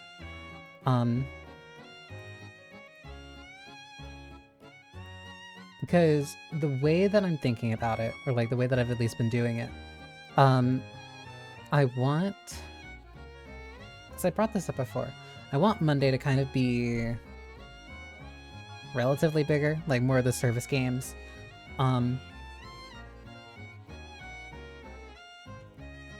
Like having that be like Deadlock, Rivals, whatever big release essentially. Sometimes. Tuesdays, I think I'm fairly confident in the fact that I want them to be visual novels. I have a few that I kind of want to go through. And they've kind of been on my backlog for a while at this point. Some of them might be a little bit longer. I'm gonna try kind of keep some of them shorter. But one of them that I want to play, because Tuesday is a very good excuse to get me to get through games that I wanted to. Get through VNs that I really wanted to, but just kind of never justified by giving the time. Like,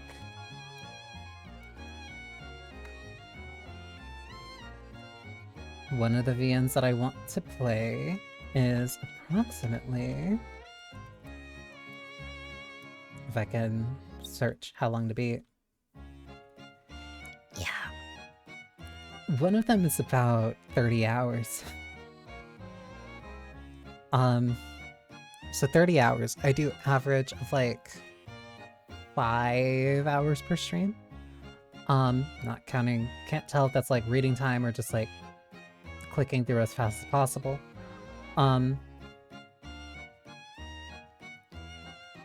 That would take me about 6 streams, so maybe...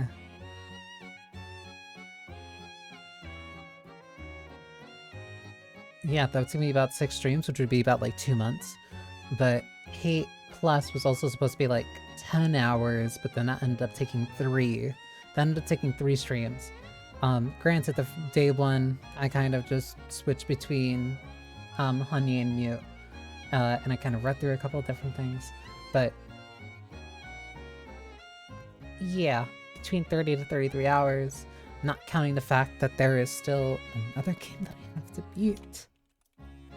There's one more game that I have to beat before that. That one's like supposedly way shorter, but I like took so long. I took so long with it.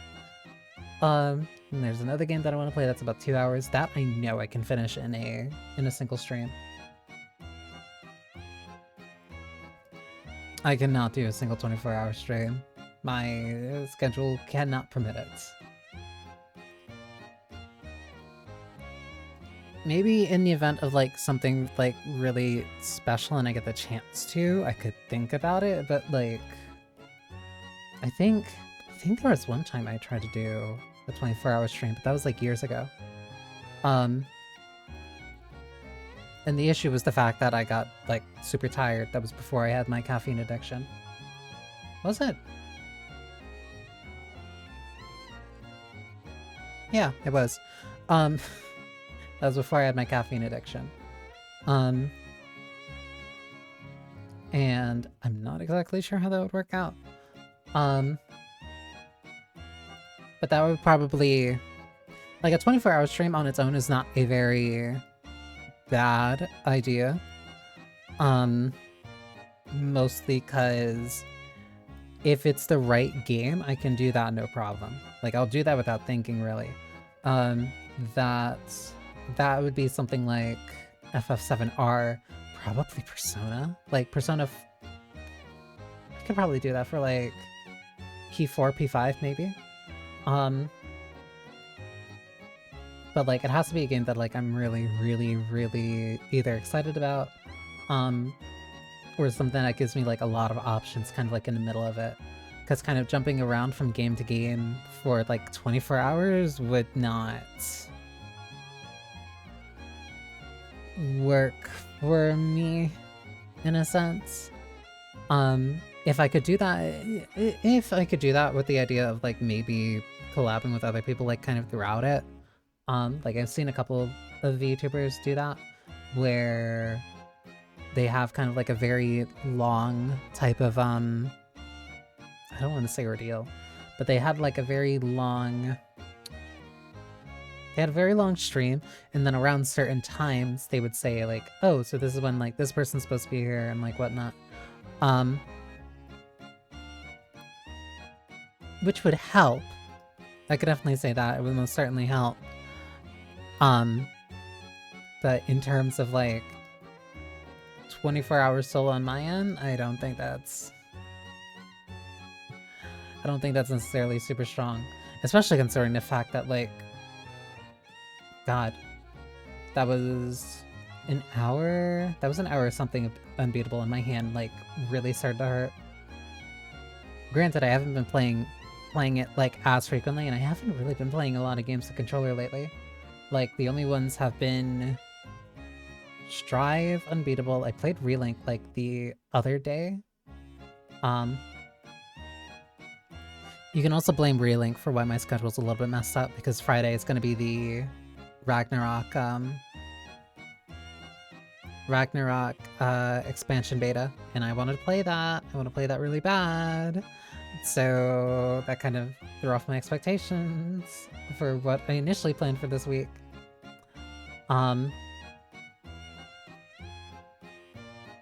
also haven't played Night Rain in a bit.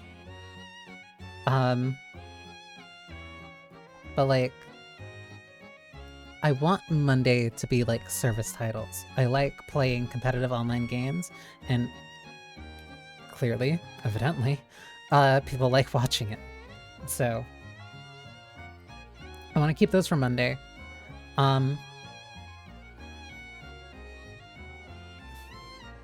Preferably also doing something like that on Fridays would be nice. It would be helpful. Tuesdays, I'm very content to have as the... I already said it kind of like in a Discord. Very, very subtle plug. But like for a little bit of a peek behind the curtain, turns out not a lot of people like tuning into watching VNs. Not in a bad way. But like the audience for them is much smaller. But I enjoy them. Like the ones that I enjoy, like I end up really, really, really enjoying. And so like I kind of want to keep that for Tuesday. I want to keep Tuesday open for either short VNs that I can finish in like a stream or two, or for more long-term ones. Like ones that are going to be persistent, but those are likely going to either stay on Tuesday as like effectively like a reading club, essentially. It'll feel like a reading club because it's just going to be going back to it like every week. Which makes it very good for longer stories, because that also gives me time to kind of like really mull ideas and parts of this narrative like kind of over time. Which would be very beneficial for a game like The House in Fata Morgana. Just as a nebulous example, not insinuating anything. But that will likely have to wait until after I finish You and Me and Her, because I have to. I feel so bad. I feel so bad, like I've been having Yara just like on the hook. Because they gifted me that, and then I haven't, and then February came around, and then I just hadn't had a chance of like really getting back to it. Especially because of how much my schedule has kind of been rotating around. Surely nebulous, yes. No, with no intent. But like I had made this earlier where the VNs that I kind of have in a specific read order. I want to finish You and Me and Her. There's also one that's been in my library for a while. I'm gonna have to double check what it like I'm gonna have to double check if I can stream it, because I think it's fine. But I don't want anything sneaking up on me.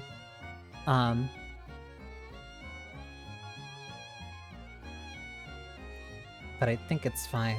It's Narcissu.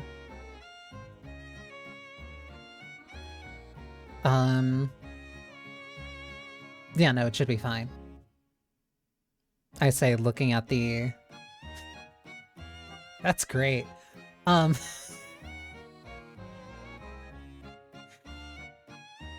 my god. Oh, that's great.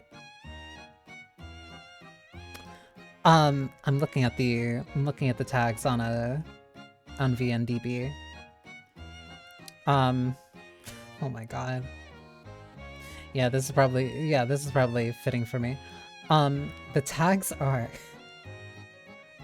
clinical depression, kinetic novel, dying heroine, only a single heroine, single ending, utsuge, which stands for utsu game, which also means depressing game, dying protagonist, health issues, sickly protagonist, linear plot, terminal illness, sickly heroine, life and death drama, ADV, no sexual content, central heroine, male protagonist, depression obsolete. Why that one's obsolete, I don't know. No gallery, road trip, photographic backgrounds, no character sprites, unnamed protagonist, adult protagonist, music recollection, and achievements.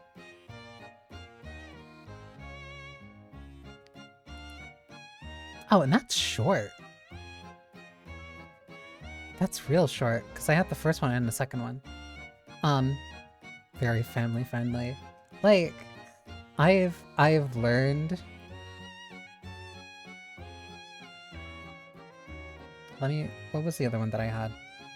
Because mind you, let me look up what the tags are for you and me and her. Because that one I know is funny. Total no. Oh.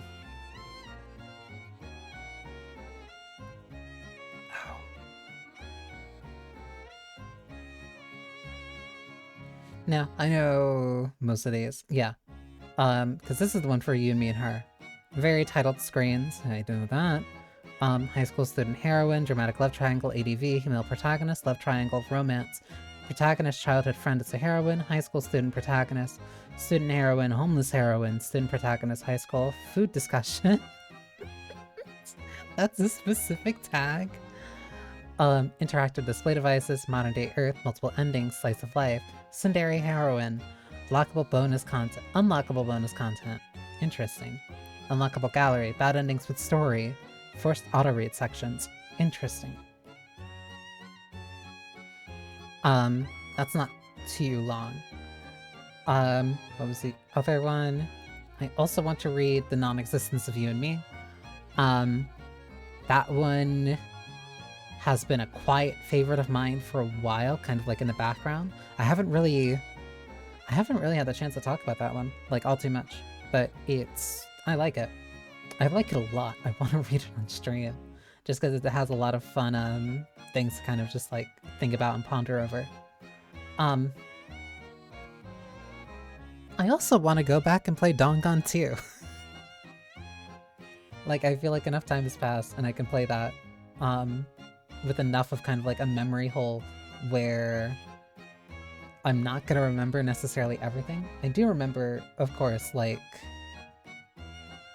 the characters who make it to the end, and there'll be parts in the cases where my mind will remember what happened and kind of fill in the rest. But there's a lot about the specifics and stuff like case... What was case 2? I remember case 2. About case 2, case 3, and case 4 are very kind of empty, kind of open, empty spaces for me. 5 is gonna be hard for me to forget. 5 is impossible for me to forget. Where do you usually go to find VNs or find hidden gems? I'm only familiar with ones like Stein's Game, Clan Ad. I just look on Steam. Like, and I'm not saying that, like, because there's also there's a lot on itch. There's a lot on itch.io that are really good. I want to get through... I have a couple that I haven't had the chance to actually play yet. Hi Hack. There's a lot that I haven't gotten to play yet on itch. Flesh, Blood, and Concrete is one of them. Hello Charlotte I also want to play on stream, but I'm not sure how that'll go. But I want to play it. Hi honey. I want to play it. I also want to play Flesh, Blood, and Concrete. I know that that one's like relatively short. And like, you know, I just look on Steam. I look on Steam. If like a VM looks interesting, I kind of just get it. That's what got me. That's what got me to get Lily's Day Off, which was a very short but very cute game. Looking up, I see only a ceiling. Very gender. Q, I can't pronounce that. QUQ. That one I really liked. And that one was very short, and the thing that kind of caught me about that was that it was published by, Nikita Krukov, who is the developer and publisher of Milk Inside and Milk Outside.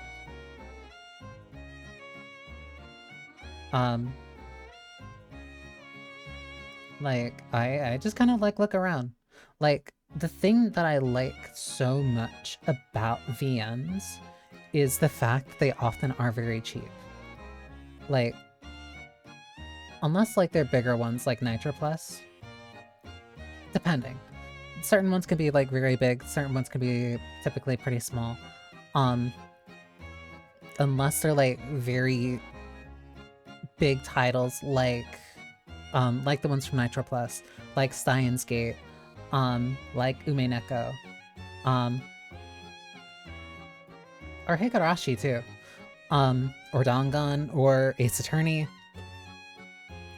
Like, relatively, this feels weird to say, but it feels so accurate. Finding a good VN feels like the same as finding a good place where you can get ramen, because they are far cheaper than you think that they really should be, but they will leave something with you that stays with you for the rest of your life. I have most of what you've mentioned purchased my Steam folder, waiting to read eventually. That's why that's kind of why I want to push through and like read these on stream. Because like, I know that if I don't do that, I'm just not gonna get to them. Like, I'm so glad I read Zato. I'm so glad I read Zato. I love the world and everything in it. And that one's free. That one's free, and I read that. That was so... There's so many good VNs that are just like free, that are just out there for you to play. Like, I think I brought it up when playing Zato, but like, well, and it's also really good. Free VNs go crazy. I brought it up when playing Zato, and I also brought it up again when playing Hate Plus, where, like, I like taking a chance on just like something that looks interesting. Like, I don't remember what got me to play Analog A Hate Story. Like, I really don't know. Because what? The description is just a dark visual novel featuring transhumanism, traditional marriage, loneliness, and cosplay. 2 pursuable characters, 5 endings. Welcome to the future. And like, I just read it. Like, I read it presumably about 2014. And then that game stuck with me for years. And I've been jumping between that and just so many other VNs. Danganronpa, I got Danganronpa. Danganronpa I fell into. Ace Attorney I ended up playing through certain means, I will say that. I played Ace Attorney through certain means. Those games, phenomenal. Can't recommend like the original trilogy enough. And then just like from there, I'm like, oh, I really like the stories. I really like these very interesting and unique perspectives. Valhalla, not ZTD. The Zero Escape franchise.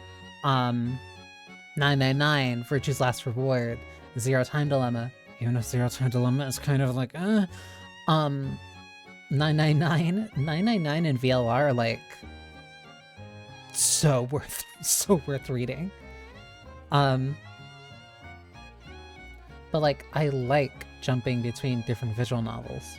I like visual novels a lot. Dangan V3 is one of my favorite. 999 was on the DS, yes. And they made the ending that was very powerful, like a factor of the fact that it was on a DS. I'm slightly mad. I'm slightly mad, but I'm slightly mad. I hate the re-release. I hate the re-release because it ruins the ending. They ruined the ending in two different ways, and I can't explain it. I like Abihime's work. Abihime ends up making both a mix of some free visual novels, like It Gets So Lonely Here, as well as Glass Heart in Your Hands. But then also works like Her Love Like Poison, which I really liked. I really, really like that. I really like Ethel as a character. Milk Inside, Milk Outside.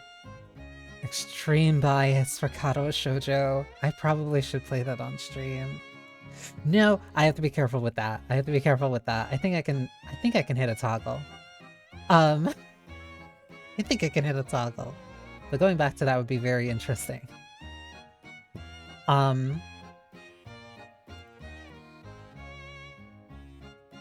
Dicey but doable. It would be doable. I'd only, like... It'd mostly just be me reading Lily's story again, because I like her too much. I'd consider Silver Case a visual novel. Like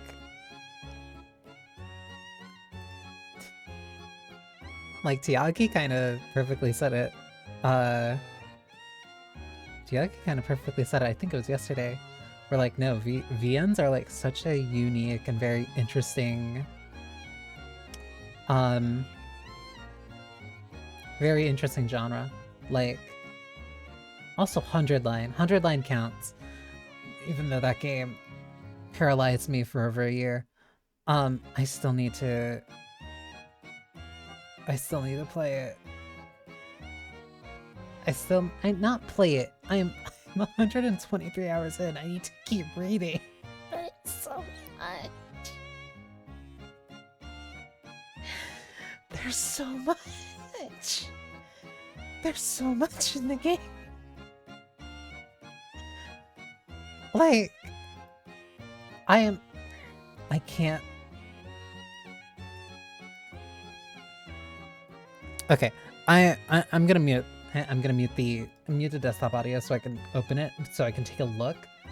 Cause like, I'm 123 hours in. And like, I played that consistently. I played this consistently. And it's just like, there's so much reading. And I like it. I like the game. So much. Like, How many endings am I at right now? I think I'm at like 50 something. I completely don't even know what like I'm in the middle of. Oh, I'm in the middle of another one of the collect material things.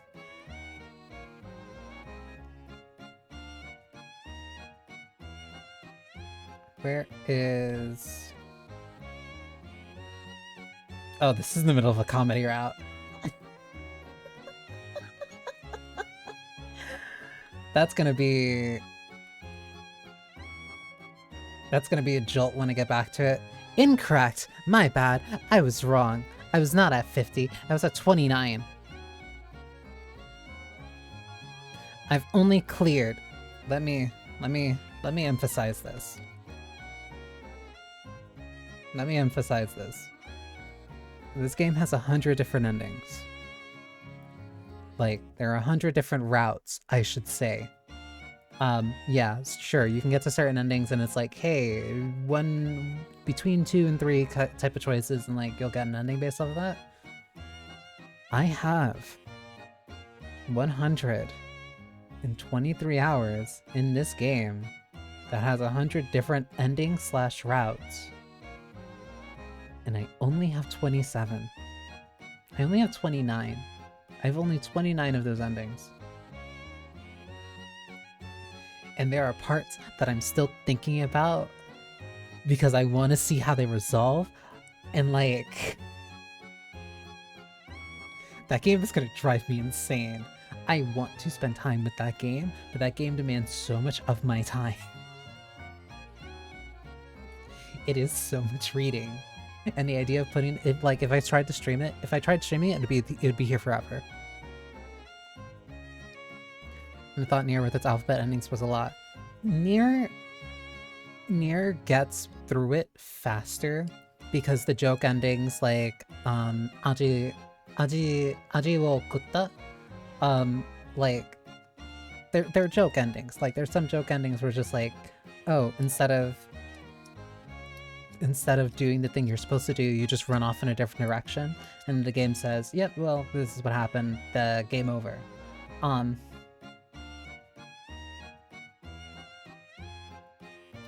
thinking of a bunch of different routes and a bunch of different options that I made that felt like, oh, that's kind of a joke, but then it kept going, and it's like, no, this is, there's story critical things happening here. Like, cool. Thank you. Even the silly, goofy, like, visual, like, I was gonna say visual novel, but like, the silly, goofy romance routes, like, there's some significant stuff that happens in them, and they're like really cute, and they're really nice. And like, sometimes jump between, because also the way that I was playing it definitely wasn't helping. I was just jumping all over the chart. I was jumping completely all over the chart. Because I'm like, oh, well, I want kind of like this fun, unique experience. I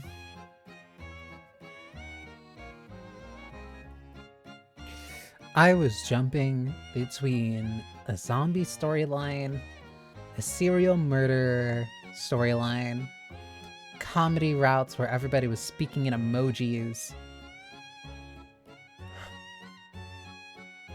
an idyllic... what was it? What was the name of that one? It was like idyllic school life or something like that.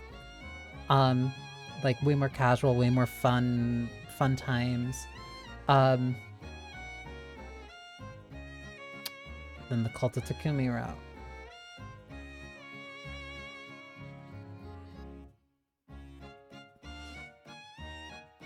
The dog is playing chess and I am playing checkers.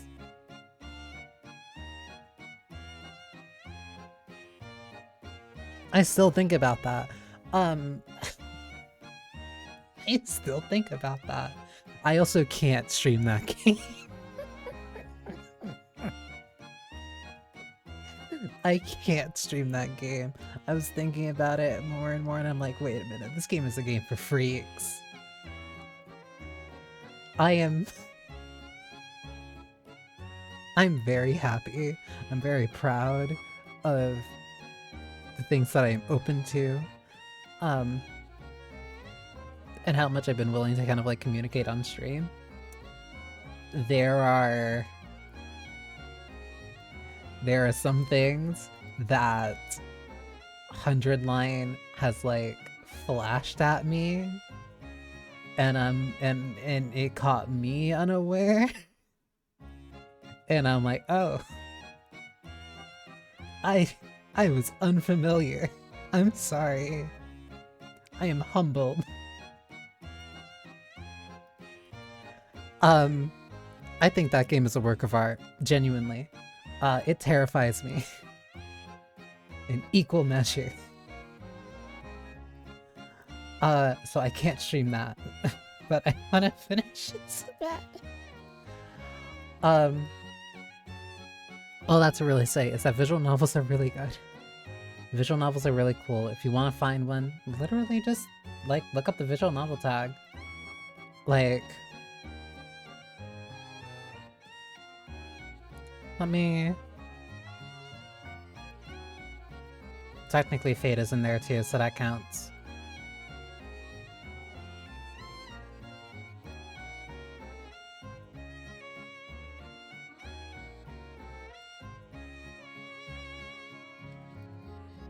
Oh, this is that game that I saw a bunch of other people talking about. Yes. Sorry, I got jump scared by boobs.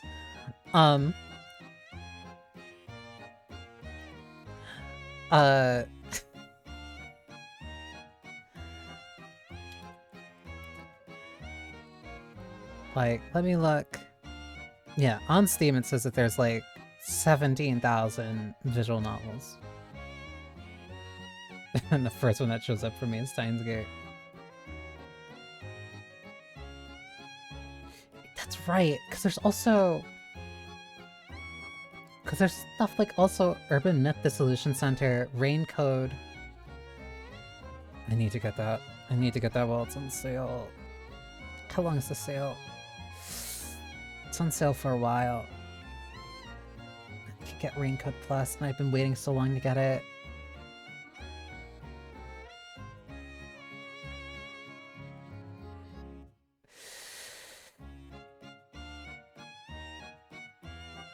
Kodaka has me in a fucking vice grip. I am never escaping him.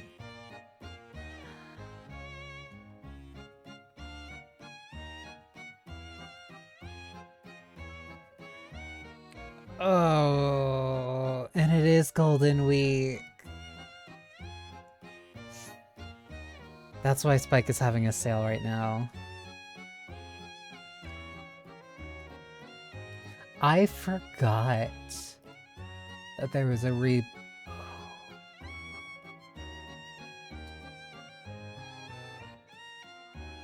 that there was a new Steins Gate on its way.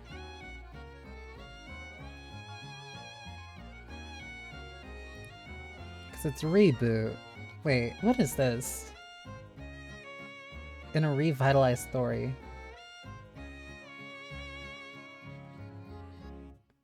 Oh, even a- wait, Huke came back? Wait, now I'm interested.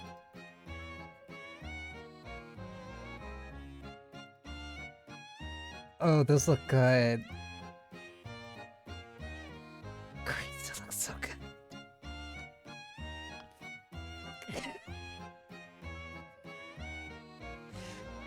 I might move Science Gate up the list.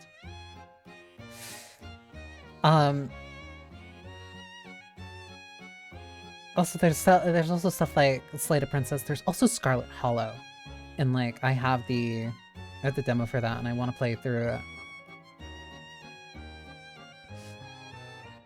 There's also Dongan 2x2, which is coming this year. I'm eating so well. Urban Myth is really good. I'm eating so good. There's even like fun ones like Jesus Christ. Like, My Darling Sweet Embrace for Steins Gate. There's the iGames, there's the Nonary games. Actually, the Nonary games, which is a bundle for this. Well, no, that's the one that I kind of hate. But I only hate it because they mess up 9.99. But like for $5, I can overlook that if you also get that in VLR.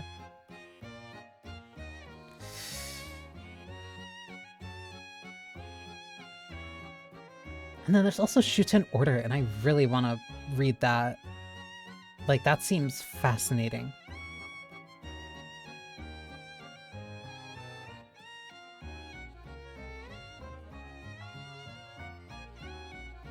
There's so many good games. There's so many good VNs. There's so many good games, so many bundles. Now I want to push up when I wanted to read Steins Gate. But yeah, point being, VNs are really cool. VNs are really cool. They have a lot of, like, I don't know. I think, oddly enough, I think the way that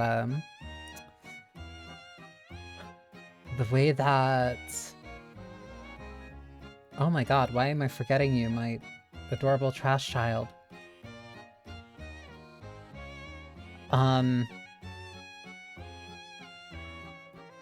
Darumi. The way that Darumi, like, explained, like, what she liked about visual novels is, like, very accurate. Especially Denpa's, because, like, Sayano Uta, I think I also have Sayonara o Oshite. That one I picked up because of a video I saw on it.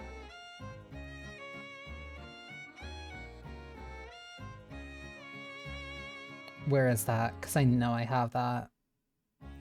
I don't know if I could stream that. That's also a thing between,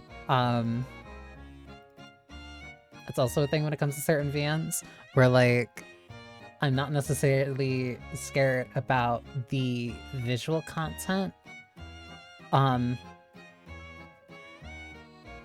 I am concerned for the,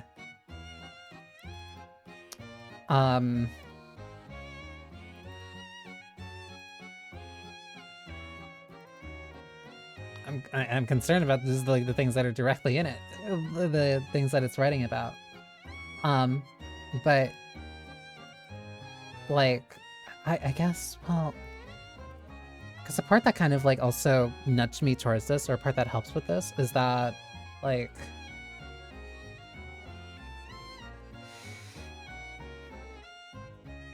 I can say this because she's not here, and I also, or at least not for right now. Tiagi's so sweet. Tiagi's incredibly sweet. Cause, like,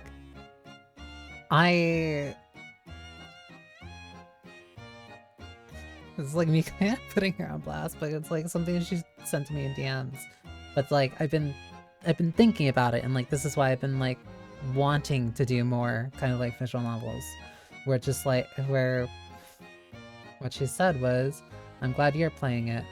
Only you could read all those walls of text and keep it engaging, as well as being gentle with the more sensitive topics. Like, and that means a lot to me. Because, like,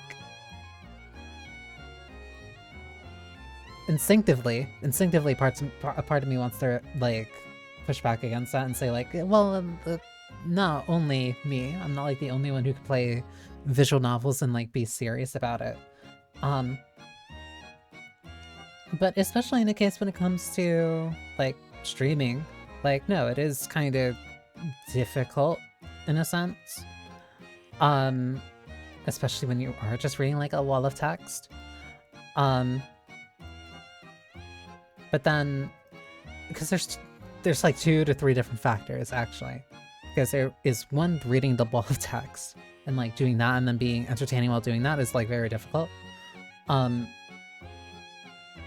unless you like reading walls attacks or you like being... I don't want to... How do I put this? Because it's a lot of information to keep up with. It's a lot to kind of like mentally hold, and doing that while being entertaining and interacting with chat is a very difficult balance to do. That's why a lot of people don't stream VNs, unless they tend to be very short or they're very kind of punchy. But something that's like a little bit slower, a little bit more drawn out, and ones that kind of deal with very serious topics, like...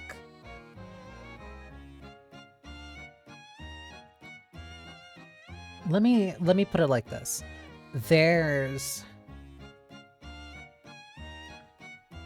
I love mouthwashing as a video game. I do not think I could stomach watching a relatively normal streamer playing it. Not in any disparaging or negative type of way, but it's like what I want out of an experience of like seeing somebody else play mouthwashing is not a very kind of fun viewer experience. Like I like those parts in Hate Plus and an Analog a Hate Story that kind of made me feel yucky. Not because, like, I like feeling like that, but I like when something is able to have, like, that strong of an emotional reaction from me. That's where I really want to play the non-existence of you and me on stream. Because that is a very philosophical and psychological story. Like it's posing a lot of questions, and it kind of does it in a very tongue-in-cheek and kind of like absurdist type of way, but it's very serious about wanting to have that discussion. Like I really love that game. And what I want out of a VN, especially for like ones that tend to have a lot more of a serious experience, part of the reason I want to play Kimono Tea Time, like I'm not into playing VNs to like get a certain, not to like react a certain way. Like I don't want to play them to like jump or to scream or to be like, oh my god, like like I want to say traditional streamer behavior, which is very dismissive. I understand that, but still, you know what I mean by me saying that. But that's not the type of experience that I want. I want one where like I am thinking a lot about the character's motivations. I'm thinking a lot about the actions that are being done. I'm wondering if I agree with the actions that are taken or the context that they're happening. Like that kind of deeper internalization and reflection are what makes those games so interesting to me. That's what made playing Silent Hill F like such a fun experience. Despite the fact that I was like whinging and like internally screaming for like 30 hours of that 50-hour game. But like the fun part of that experience was like that emotional turmoil of like thinking about how all these different factors all overlapped and like how it really weighed on like so many different characters in different ways. That's what I liked about Hate Plus, where it's just like these are very complex social issues that are all impacting various different characters. Granted,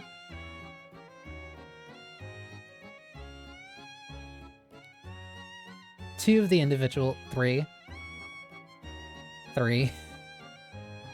of like the kind of characters who we end up like following through those notes were explicitly gay. Two lesbians, one very gender fucky twink. But then how it even impacted one of like a noble family who was in a monogamous like hetero marriage. who was in a very genuinely supportive marriage at that too.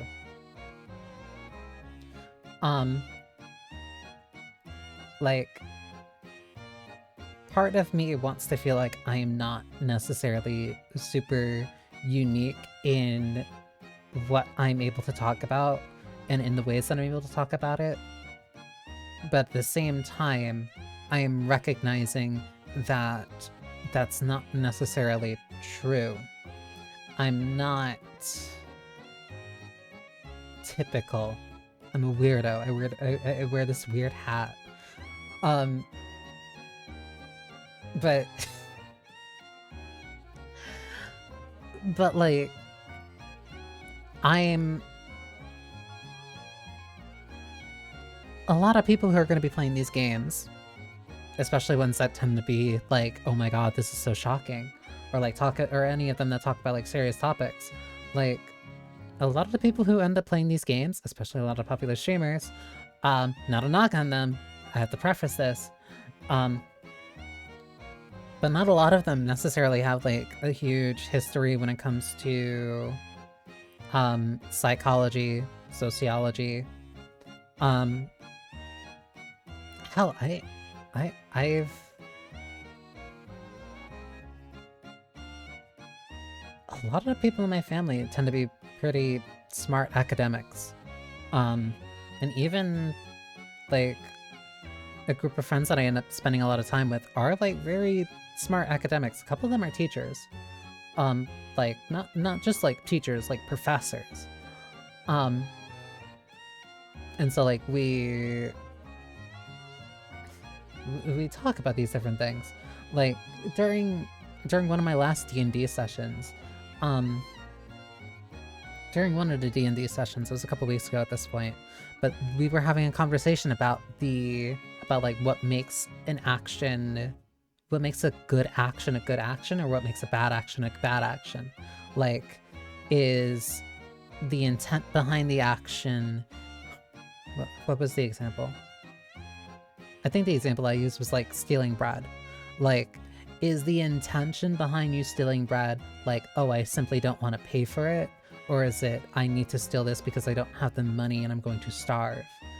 Like, it is relatively the same action, but the intention behind that action, to me, is what dictates if it is a good act or not. And like, we were having that kind of like discussion. We were going back. We were conceding some points to one another, and like, we were coming to different conclusions based on it. And like, there are times where I'm just kind of like, again, not necessarily stuck in my head, but like, I think about these things. Like, I like thinking about moral philosophy. That's why I've been so infatuated with the Vice Amply Rewarded, like by Sod. Like, I just think about it a lot. I like thinking about these things. Not necessarily because it makes me, like...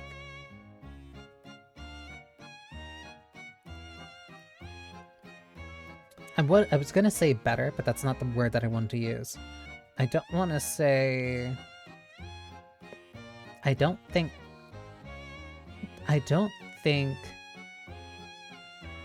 it makes me necessarily a more principled person.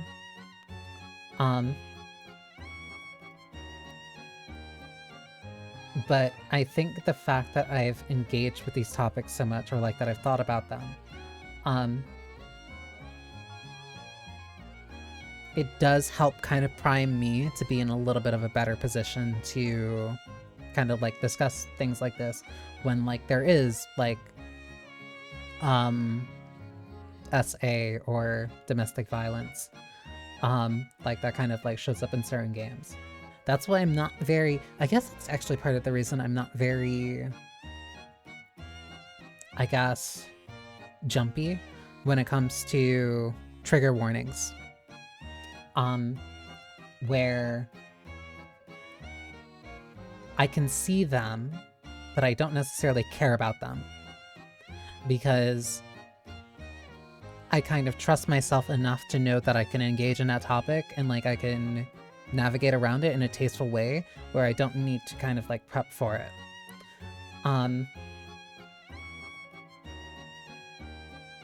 Because this is kind of like two parts of the same thing, where, how do I word this? Because I don't want this to come off as dismissive. I don't want it to be, I don't want to come off as like me being dismissive of trigger warnings, because like some people really do need them.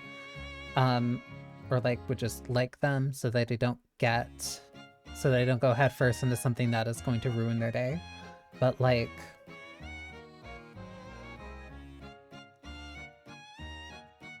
personally, this is me speaking completely from my own position. Personally, I think it is better always to engage directly with those topics and directly with those issues rather than to constantly avoid them. Because if you're constantly avoiding them, then you're not learning the tools of how you actually deal with it when they come up.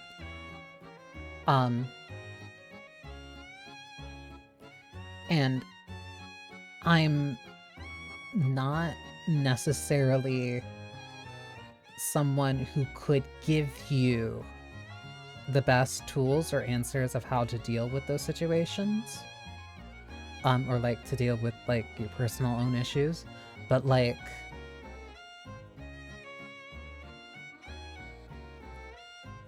even just being able to talk about them helps a lot. It's like being able to acknowledge, oh, this is a bad thing. This is a bad thing. Here's why it's a bad thing. Here are like the after effects that this could cause, and like seeing how they kind of manifest per the character. Like Limbus is a very good example. Limbus is a very good example, especially with Kanto 9 that just happened. My playlist. Like I'll use Twinning Threads as like an example because I just did that on stream, where a lot of it was that kind of bonding experience between Ryoshu and Kira, because like Kira was the only one that was left. Kira was the only one that was left, and also people remembered, separate from Albina.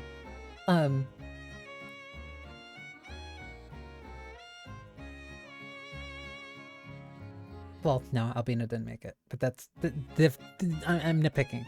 Point being, Kanto 9 is a very difficult kanto for me to go through.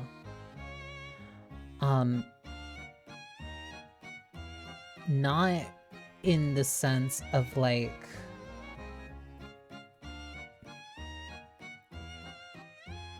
not even necessarily in a sense of like topics or subject matter, but it was just like a lot. It was emotionally a lot to kind of go through.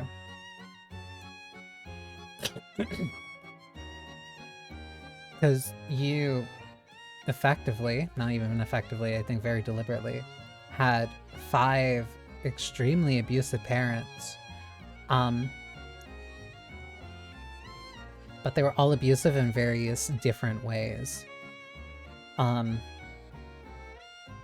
Slight spoilers for Kanto 9 if people are gonna get through that. But like, it's not even like directly brought up too much.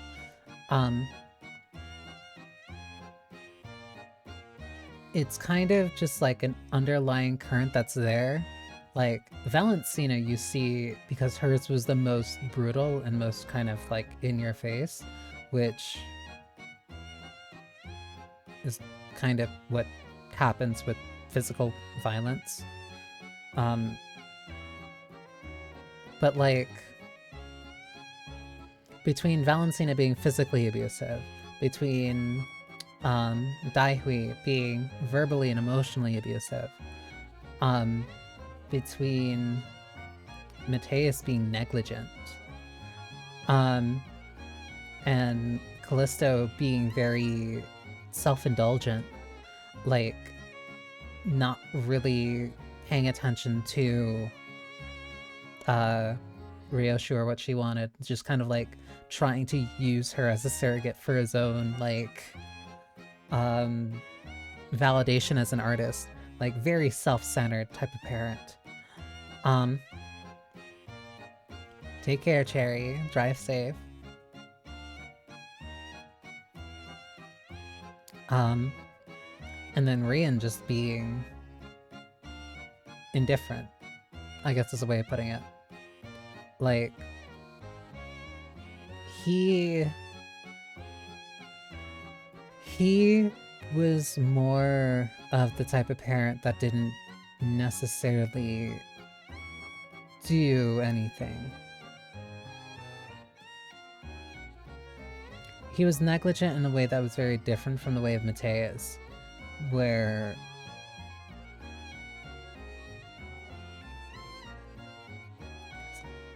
no, he just let it happen.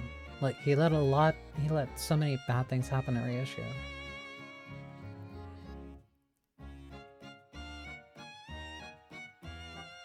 Because to them it wouldn't matter. All those memories wouldn't matter as long as they kind of got what they wanted out of it. And like,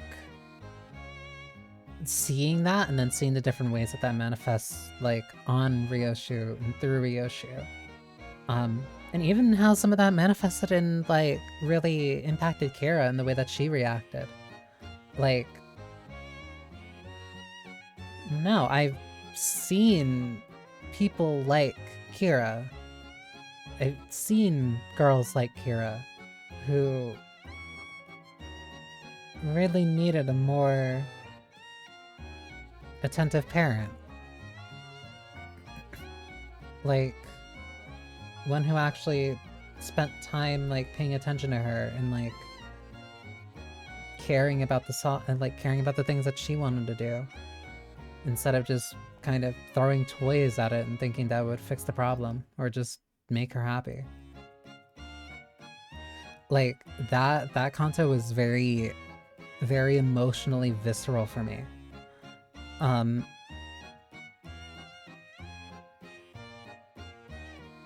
And like, balancing that while going through it, while also reading to people, while also being entertaining and like trying to find a way to talk about it, while not having necessarily the tools to kind of like either process what's happening or like to be able to explain it to other people. Like, I understand the limitations that other people might have when that happens. Like, I can understand that to a point. Because I have the tools to talk about it. I have the tools to like say like, oh, this is why this is happening in that way, and like the ways that that impacts different people. Like the way that Ryoshu's sword works. Again, I'm not gonna say it specifically, but like, it's a really great manifestation of, it's a great literal manifestation of like what trauma does to you. Especially for people who have had very traumatic childhoods. Like, I kind of keep saying it as a joke to lighten it, but like, if you don't remember your childhood and you came from a very relatively bad home, like, those two things are not separate. Bad memory issues might have been your body's way of kind of like coping and getting through that stuff. And even if you don't mentally directly remember it, your body does, because your body's trying to protect you. It has to remember that so it can protect you from whenever something like that happens later on. Like, I think part of that is why I like Limbus so much, especially when reading it on stream, because like there are a lot of very difficult topics that it just like very openly engages with. And I feel like I'm able to talk about those things in a way that isn't super alienating, or I want to say degrading, but I also want to say, like, it gives people space. It gives people space to talk about these very serious things in a very serious capacity, while not feeling like it's kind of ruining the flow, and like not like it's having a bad time. A sis of mine is, or like was, playing RE5. And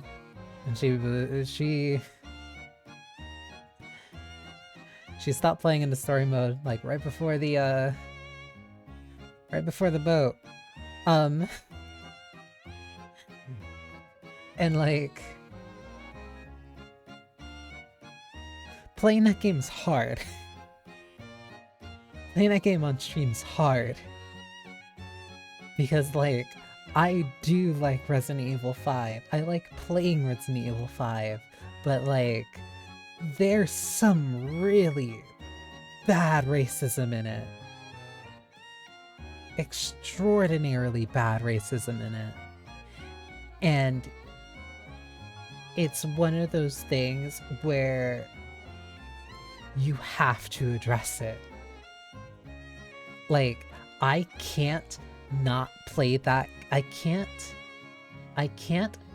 play that game and not address the 7-foot pitch black dark man with a heavy mask that's the length of his body, screaming indecipherably while throwing a spear at you. I can't not talk about that, because that feels negligent on my part. But I'm also in a very unique position because I can talk about those things. I'm aware enough to be able to talk about those things, and I can point out why those things are wrong, and why you shouldn't have that in your video game, and why they never should have made it into your video game. But there's a lot of other people who can't do that. There's a lot of people who either can't do that or won't do that because either they don't necessarily have the tools to, or they themselves are just directly uncomfortable with, like, trying to address those things. Because it's difficult.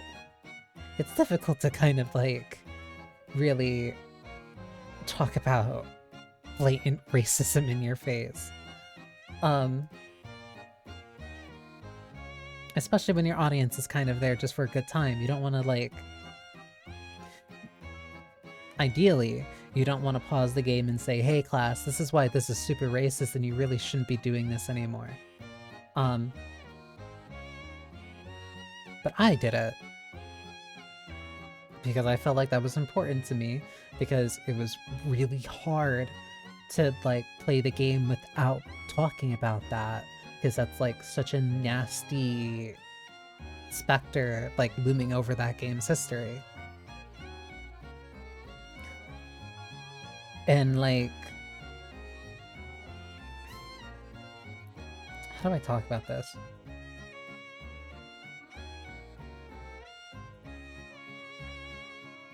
That's also a thing where I do, where, like, I take time to think about how to talk about these things. Which really helps a lot. But, like...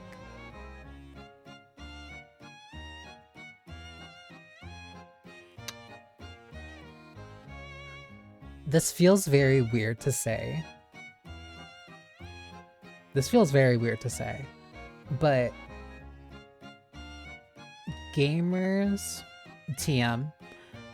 are very culturally isolated. And what I mean by that is that there tends to be a lot of people who play video games, hardcore gamers, TM, who don't necessarily engage with other forms of media, or their engagement with those forms of media are either filtered or heavily contextual based off of their experiences with other video games. Like, there is a difference between playing Deadly Premonition and then watching, I was gonna say Silent Hill, oh my god, and then watching Twin Peaks and going like, oh, I recognize that from Deadly Premonition and stuff like that. And then being able to kind of go and kind of able to decipher, oh, these are the elements that they kind of like took from Twin Peaks. Or like, these are the elements that like it was very unique in what it was doing and something like that. It's very, what's a way of putting it? Another example is kind of like music too, where like a lot of people very openly, very, I think deservedly in certain cases, are very critical of different gamers like who only listen to music from video games.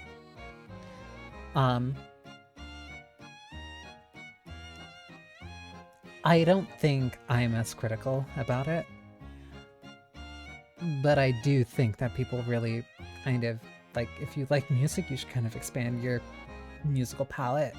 Not necessarily like,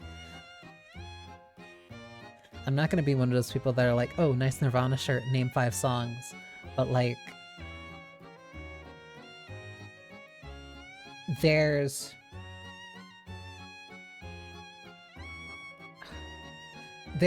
cultural context in having that wider breadth of I guess society, or like social reference points, I guess is a way of putting it. Like what music was popular in the 80s and like for what reasons, who was popular, what music was kind of popular from like the mid 2000s, like what sound does that have? What's music that's popular now? Like why is that popular? How does that align with some of the movies that are releasing at certain times?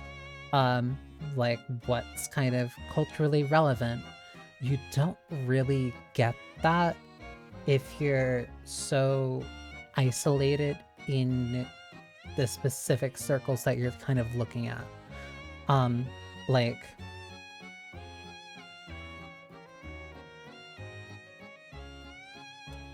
an example I can kind of use that would help illustrate my point is like watching a lot of war movies. I promise it'll make sense. You just kind of have to hold on. Watching a lot of war movies does not necessarily tell you a lot of things. Like, sure, you just might like The Hurt Locker, or Black Hawk Down, or Saving Private Ryan. Like, you might like war movies, but there's a context to when certain movies and certain things come out that really gets lost if you're looking at them in isolation. I'm not saying you have to go like full Tim Rogers and be like, hey, so I'm playing this game from the 80s, so I limited my entire media intake to movies and comics and magazines and television shows that were on around this time within a 6-month span of this game's release. But kind of knowing that, like, hey, Doctor Strangelove came out. When did Doctor Strangelove come out? Doctor Strangelove came out in 1964.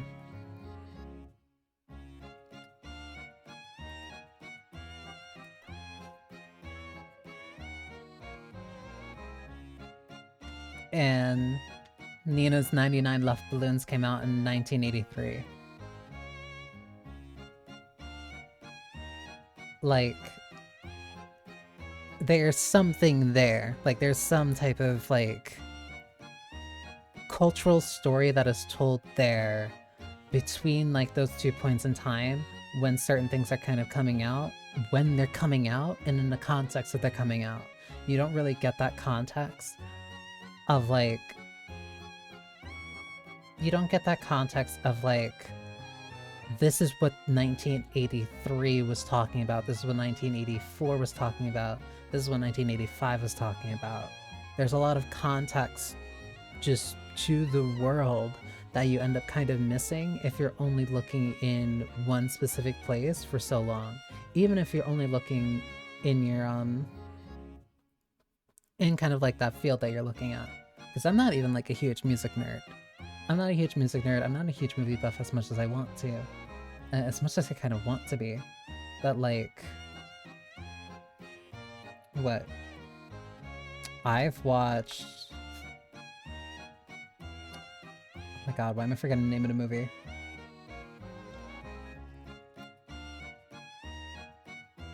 Why am I forgetting the name of the movie? Fire Walk With Me.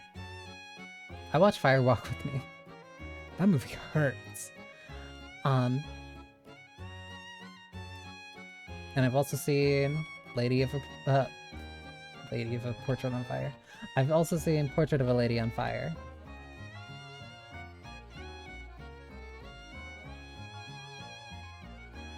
(2019). Two very different movies from two very different times, like kind of like time, I was gonna say time zones, like eras of time essentially. Like they're basically 2 decades removed from one another. 3 even actually. But like there's echoes of similar problems that the characters are encountering and that they're dealing with. And like you get that kind of context, you get that, you end up forming that type of story, just like, oh,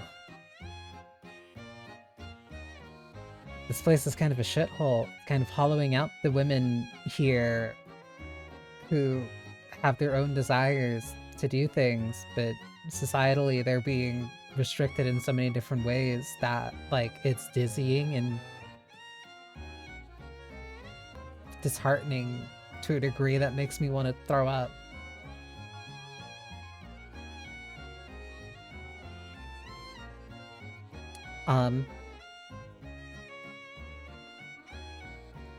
But like, if you're only looking at like the video games that you're playing, if you're only looking at like the music from those games that you're playing, like, you're not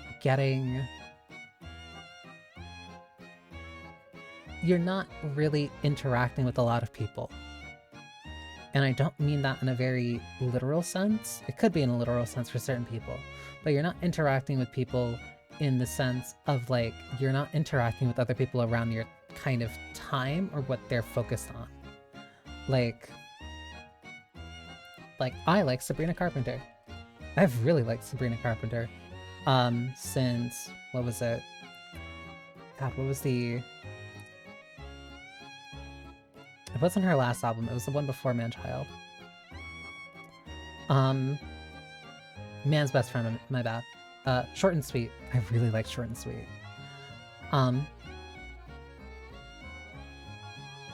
But like, there's like a type of, also again, like a cultural type of story between like Short and Sweet and Man's Best Friend from Sabrina Carpenter and Lafayette. I keep wanting to say Lafayette.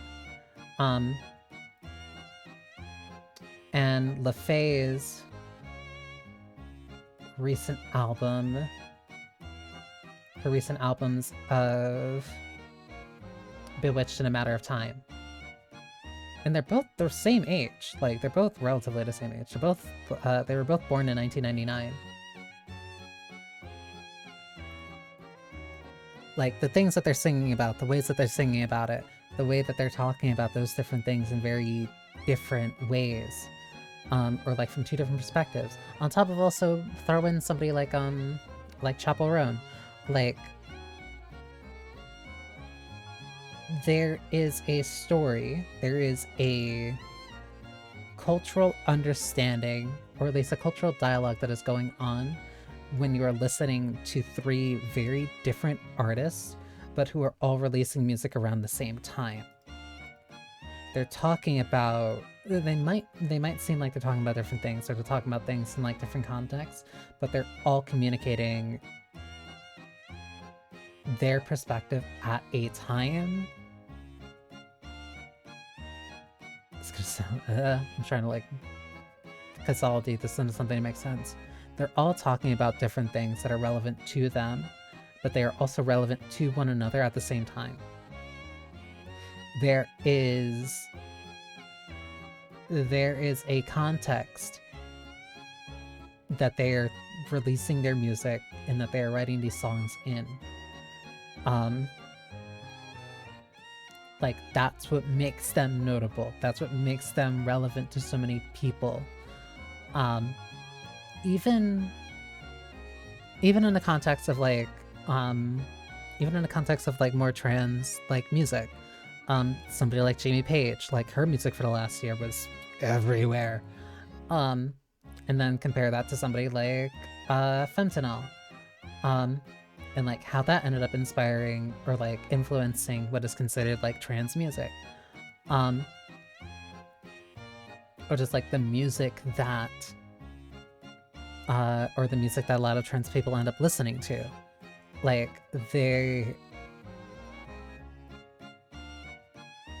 do seem very separate, and they do seem very disconnected, but there is like, it's so hard to explain into words because it is something that you feel, and that's what really makes discussions like this so difficult. Because how do you explain to somebody who isn't feeling what it's like to be connected, what they're not feeling? Like, how do you explain to a fish what it's like to like breathe air?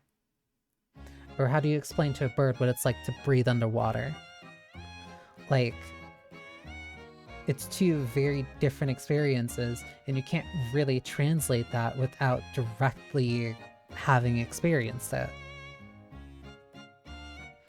That's kind of like the big thing where it really gets me about a lot of gamers, where they're very insulated, because it's like, well, if they're playing something that keeps them entertained, and they can put a lot of time into it, then they don't necessarily need to have a lot of time like watching a movie. They don't need to watch a movie.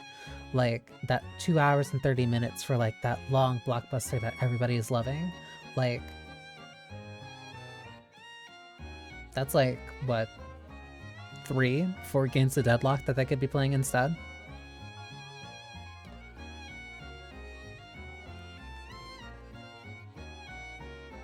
It's, I don't know. This is the one part where like a lot of my, sorry, needed water. This is the one part where like a lot of my, I want to say antiquated, but it's where a lot of my thoughts kind of like end up really circling around, is the way of putting it. Like,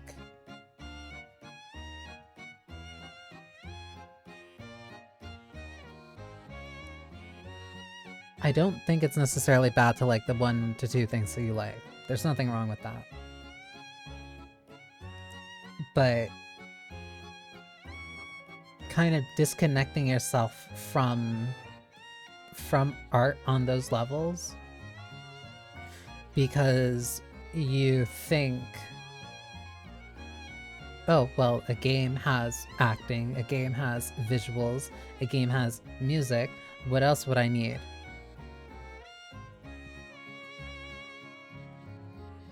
And you kind of miss what those things can be when they're not, I don't want to say chained, but when they're not, like, directly associated with one another.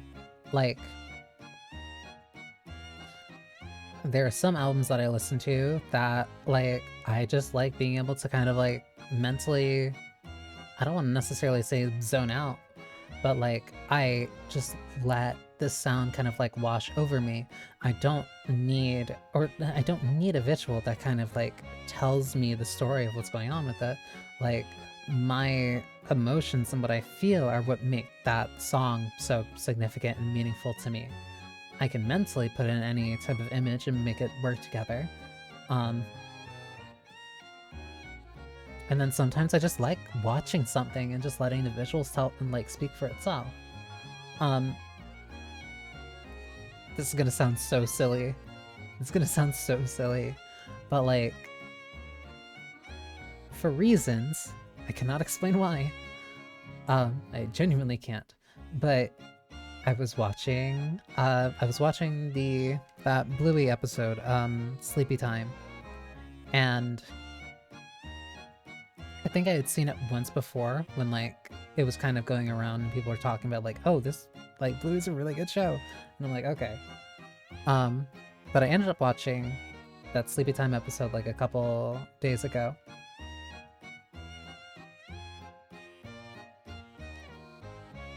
It didn't get anything out of me the first time. It didn't get anything out of me the first time. I'm like, huh. But I was still like, that's a really good episode. And then I watched it again. I watched it again recently. And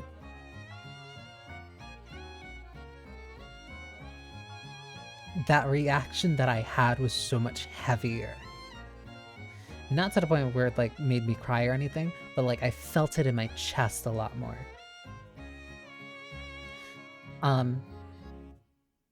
Because for people who don't know, like half the episode is like unvoiced. It's like purely visuals. It's mostly purely visuals with like sounds, and like visual gags. And like watching that reminded me of the episode of BoJack Horseman where he was underwater. The entire episode, you couldn't, like, none of the characters spoke. It was all like gestures and it was all animation, and that was also one of my favorite episodes, especially of that season. I think that was also a season. That was either a season 2 or a season 3 episode. I can't remember. I think it was before Hollyhock. I think that was season 2. Like, there's some sequences that are just better without dialogue. And I'm saying that as a voice actor. Like, there are some sequences that are better without dialogue. And that's not saying that they're better without text. And I'm not saying that they're, like... Oh my god, I want to word this carefully. There are some scenes that are better without dialogue. Those scenes, when I say without dialogue, that includes without text. As in, you are just seeing the characters' reactions. You're just seeing what they do. You're seeing how they respond to different things. You're seeing the way that they move, and you're seeing their responses to those things that happen. There are some things that I think, some scenes, depending on like how they are made, that are better without dialogue. Like the text is there, and like the way that you visualize or mentally, like how that works on your end. Like, what does this character sound to you? How did they sound when they're saying this line to you? Like, that's a huge part of what makes visual novels also super engaging. They don't all need to have voice dialogue, because part of what makes that experience so meaningful to you is the way that you interpret how things are happening in your own head. The way that certain things sound, the way that what certain things mean, whatever visuals kind of come to mind whenever you're listening to music like that. When you have everything kind of filled in, as in like, here's a specific scene, here's the specific music, here are the specific lines that the characters are saying, and here's the specific way that they are saying it. There is not inherently anything wrong with that. I love things like that. I love movies. I love video games. I like plays. though it's kind of been a while since I've seen one. Like, I like carefully constructed and articulated scenes, and I love that authorial and directorial intent. Because I feel like they can be really used to make a super powerful scene when everything lines up correctly.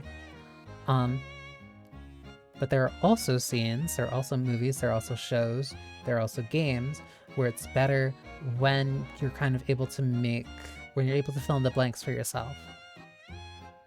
Because what you take from that scene, what you end up putting into it yourself, like, it says less about the author themselves and says more about you, and that makes the moment more intimate to you. But when you have every kind of scene and every moment that is kind of spoon-fed to you of like, hey, this is a sad scene, this is a happy scene, and then we're gonna have the characters explain to you why these scenes are happy and why this scene is sad and like why this is a bad thing and why this is a good thing, then it makes you very, I want to say disinterested, but also very uncurious. Uncreative, I want to say. Not in the sense of like it's uncreative to do something like that. It makes you uncreative because it's not encouraging the participant. It's not encouraging the viewer to participate in the experience themselves. Instead of like, here's a sad song. How does it make you feel? It's like, hey, here's a sad scene. Here's the sad song that you're associating with that scene. And that's not saying that like you can't do that. Like there's some really good songs that were used to devastating effect in really good scenes. I'm still emotionally not able to detangle Claire the Loon from certain scenes that like completely destroyed my chest.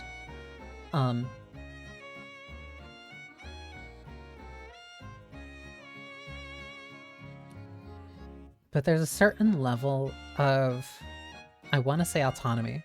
It's not autonomy, but it's not directly autonomy, but it's like there's a certain level of agency, personal agency, that is lost when you can't do that at all. Where you're unable to kind of organically branch out in a sense. There was a really good video I saw. I think it was by I think it was Mina Lee. I think it was Mina Lee. Where it was a video on fashion and style, the death of personal style. Really good video. That's also something where like I kind of want to get a little bit more into fashion. Like I want to like engage with fashion more because it is a form of art. It's a form of self-expression. And a lot of it is based around like knowing your own like taste, and developing that taste is like, okay, what works for me, what works for my sensibilities, it's a lot of putting your own personal self kind of like on the line in terms of stakes. It's presenting yourself in a way where you might be rejected, you might be kind of like seen as different and ostracized, but that's the cost of like being an individual essentially. You can't necessarily have everything spoon-fed to you because you're not going to develop your own taste if you do it that way. Like I think the example that she used in that video was like fast fashion, and like using different types of mood boards and like kind of always being directed to, hey, here's the hip new thing, here's the popular new thing. Because if you just do that, then you're not cultivating that sense to be creative for yourself. You're not creating or cultivating that sense to really branch out expressively in an artistic way. I might rewatch that video. Not now, but in a bit, because like I really like that video. which is all just a long roundabout way of just saying that, like,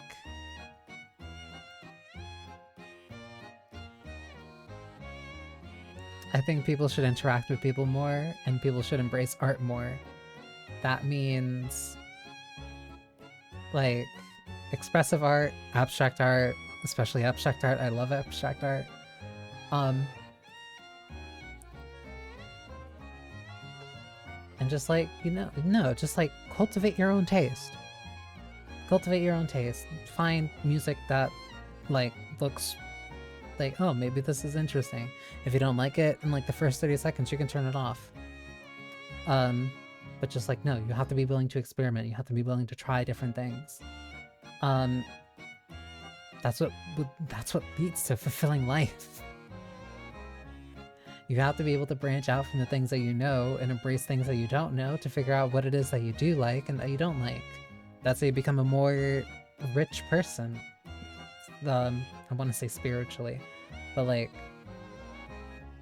that's how you diversify your palette. It's by expanding and taking risks and trying new things and not being spoon-fed to you, kind of like what is pre-approved for you. Pre-approved to you. Oops, ad started. Let me use this as a chance to stand up and stretch my legs.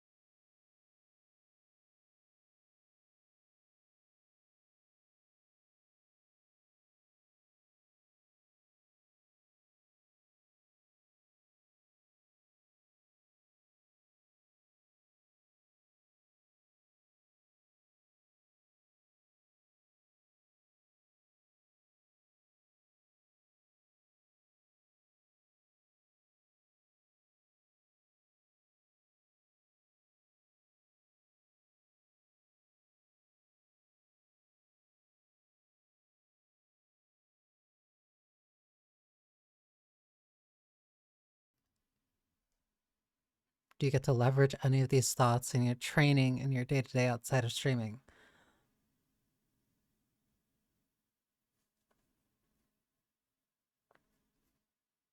Technically, yes. Like,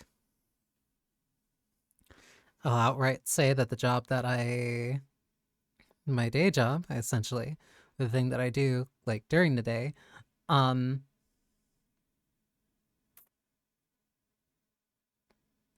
I would not have it if I did not have my bachelor's. Granted, it took a while to get this job, I'll say that. But, like, I do feel like I'm able to kind of, like, use these thoughts and that I am able to use them outside of streaming.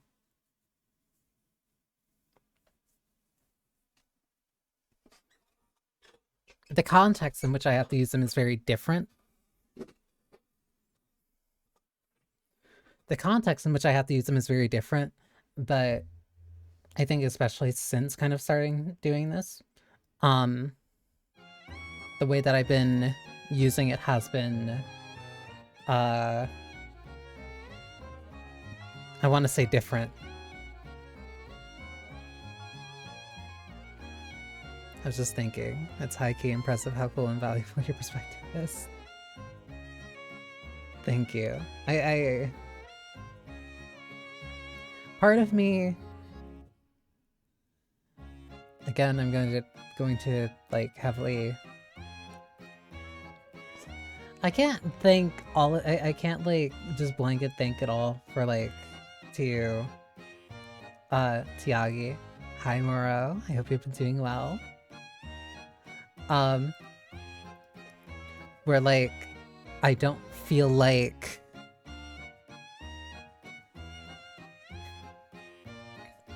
what's a way of putting this? Obviously there isn't always a specific job for everything. There isn't, but I feel like I've been getting doing well. Too beautiful, thank you. There isn't always a specific there always isn't a specific job for everything, but I feel like I get a good amount of value like out of what I do with what my training has kind of like put me into. I don't want to say training. Training and like learning and education, I guess is a better way of putting it. Because like I kind of have to keep up with how certain people do different things. And I'm kind of implementing that in ways when it comes to streaming. You can see that certain things have definitely been a little bit different in the past couple months. And part of that is largely because of the things that I'm practicing and like internalizing from the job that I'm doing. But a lot of that is mostly just me like applying the stuff that I actually practiced and like studied in college. So like to me it doesn't feel super distant or like distinct, but like again, like that thing that was brought up before where it's just like I have the tools to talk about hard topics, and I have the tools to talk about things in ways that other people usually can't. Not for lack of a desire to, but literally just lack of like having the tools of being able to, or the words for it. Specifically, that's why I keep taking so long, like finding certain words. And wanting to explain it in like the correct, like not correct way, but explaining in a way that makes sense for a good amount of people. Because yeah, like institutional racism, sexism, how that overlaps with like gender expression,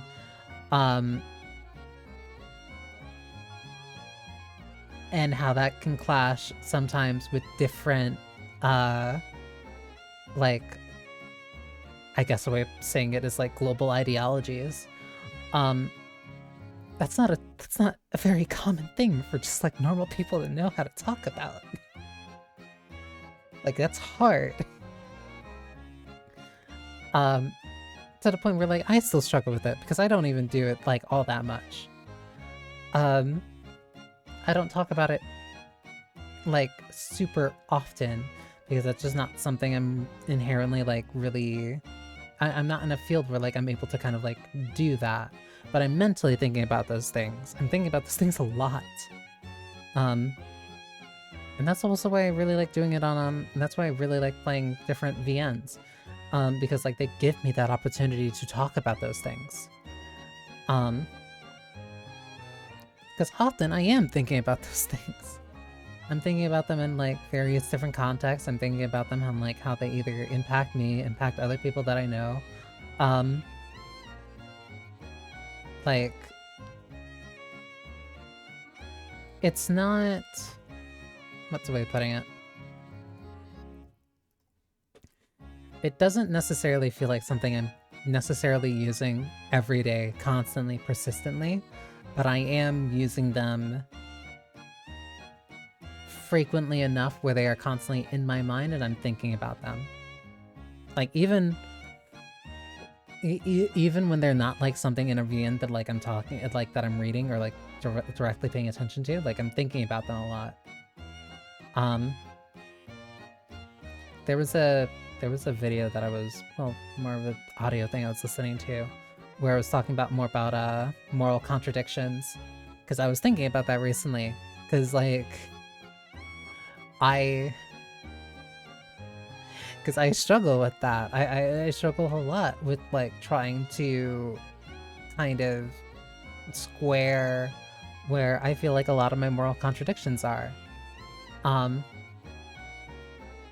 Do I need to think about that stuff? No, but I want to because I feel like that's important. I feel like that's necessary for kind of the stuff I do, or like to have like an understanding of what I'm gonna do. A YouTuber that I watch, very strictly anti-AI, but she said like, no, I have a number for like if they're, I have a number, of like, I don't think that they'll ever reach that amount of money, but like if they're willing to pay me like $2 million for like a 1 to 2 minute sponsorship, then you know exactly how much money that they spent. Because like part of it is definitely comedic. Part of that was definitely comedic. But like another part of it is like, how far am I really willing kind of to, I don't want to say necessarily like put off my morals, but like where is my line? Like I have to me that feels like something I have to think about, especially the more that I'm like trying to do streaming and voice acting and all these other things that have so many different nebulous, very kind of dangerous lines where you have to be very careful about what you're comfortable crossing. And you have to know what point you're at that you're still comfortable and which point you're not comfortable. Because if you don't know where you're not comfortable, you'll keep going until you end up realizing, oh, I should have stopped like a couple miles back. So like I have to, to me, I feel like I have to think about those things. But I'm also kind of a very neurotic person. So I tend to think about those things a lot. Because I feel like it's my responsibility to. Because I feel like it's my responsibility to make sure that like I find some type of balance between what is healthy, useful, and beneficial to me, but then what is also what I think is morally acceptable as like either something to kind of like present to like my audience, or like the type of person that I want other people to like see me as. Like, oh, that line is important for you at this point, or that line is important for me at that point, because past that is too much, or like before that is kind of okay.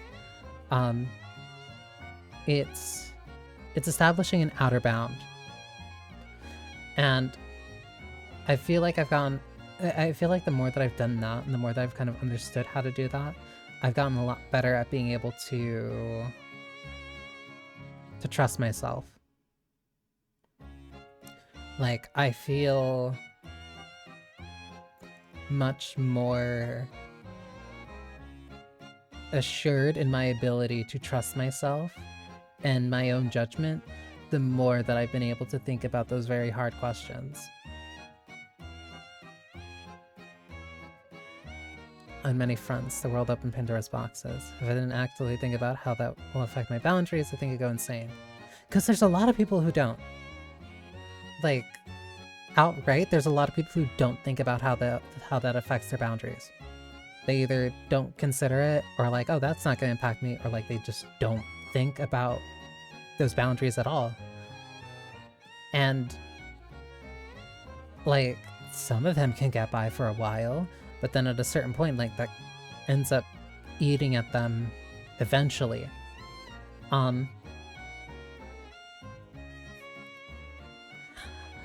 I promise I try not to. I usually don't bring up like other creators as much, but like I think Mr. Beast has just turned into my favorite punching bag because everything about him has just like turned into like nightmare fuel. He is living a nightmare while so many people on the outside are saying, hey, you're living the best possible outcome of being a YouTuber, and it's like, is that really the best? He sounds like a hollow person who's incredibly upset with the way that he's been living his life, but he has to live his life that way so that he can keep up his presentation of being the #1 YouTuber or something. But like that whole, I don't think I'll ever be able to stop thinking about that article where he's saying, yeah, I can't really have a personality because having too much of a personality can turn into like a negative for branding, because it makes you too much of a person, and then if that gives anybody anything to really latch onto, they will either like it or hate you. This may or may not have also been influenced by the recent Folding Ideas video about Dan Olsen going to the Beast Studios. But like Mr. Beast is an example of like what happens when you don't really establish that outer bound. It's just like, what do I do that gets me the most amount of money? What gets me the most amount of attention? What gets me the most amount of money? What gets me the most amount of deals? Like, what happens if I kind of hollow out all of me and say yes to everything if it means that I can theoretically make a profit in some way?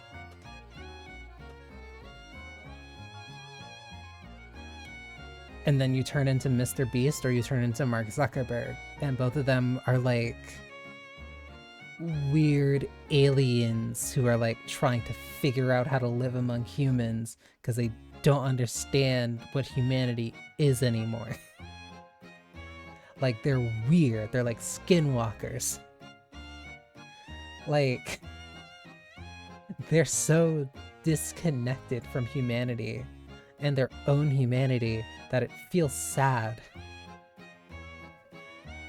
But that's what happens when you just don't think about those repercussions and you don't care about those repercussions. Like, it just, you follow where you're led to, and typically there's money, there's some type of success or quote-unquote upward mobility at the cost of you being a person. And so it's like, okay, if that's what happens when I make it to the top, like the absolute top by consideration of like so many other people, then is it worth doing that? And to me, it's not. So like, I guess I'll figure something else out. And I think I've been doing pretty decent so far. Granted, probably not this stream, because this stream has only had like an average of 2 to 3 viewers. But even that, like, even that is like a factor of like, I understand like which streams will get the most amount of views or which ones will get more viewers.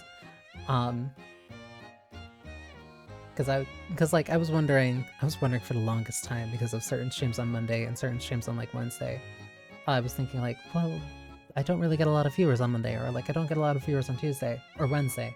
And the answer is because it's the games that I'm playing. I'm not playing a game this Wednesday. I'm not playing Strive. But then last week, when I was playing something else and I was playing Strive, I got a lot more viewers. And it's like, okay, I can do that. If I do that consistently, I can get a lot of viewers. I know that definitively. But then I made the decision like a little bit before stream, honestly. Like when I was reviewing the VOD, like I was seeing how frustrated I was getting. And it's not like I'm not used to it. It's not like it was like me cursing and turning into a gamer. But like I saw that frustration. I'm like, do I really want to deal with that? Do I want to deal with being very unhappy today after a relatively good day just for the sake of having viewers? And the answer was no. Like,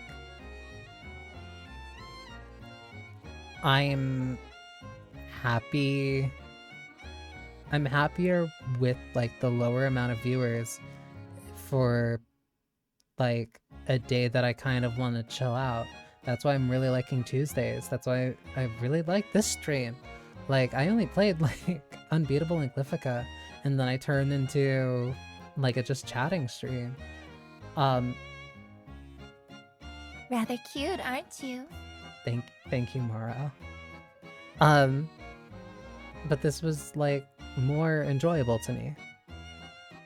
Like, this was more enjoyable to me, and I know that it came at the cost of potentially more viewers if I played something like Strive or Deadlock or Marvel Rivals.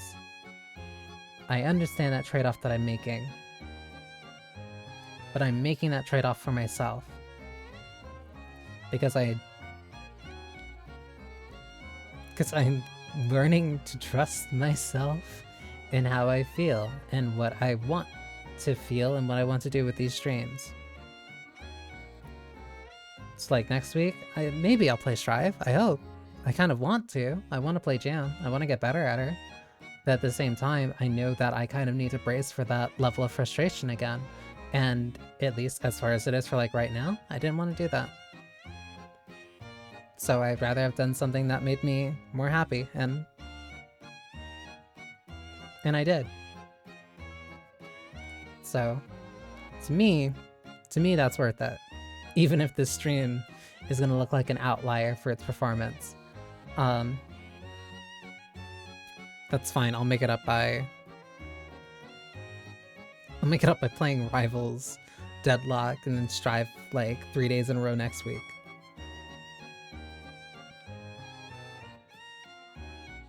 I could do that. And then I know exactly how the numbers are gonna look, and then I can just play a VN on Friday, and then just like get back to normal. Get my numbers back to normal. Because that's also funny. Again, I keep bringing this up, but like my bachelor's made me very much realize the significance of like, hey, you can manipulate numbers very easily. When you know what numbers lead to where and what gets you what, then you can kind of like do that at like your beck and call.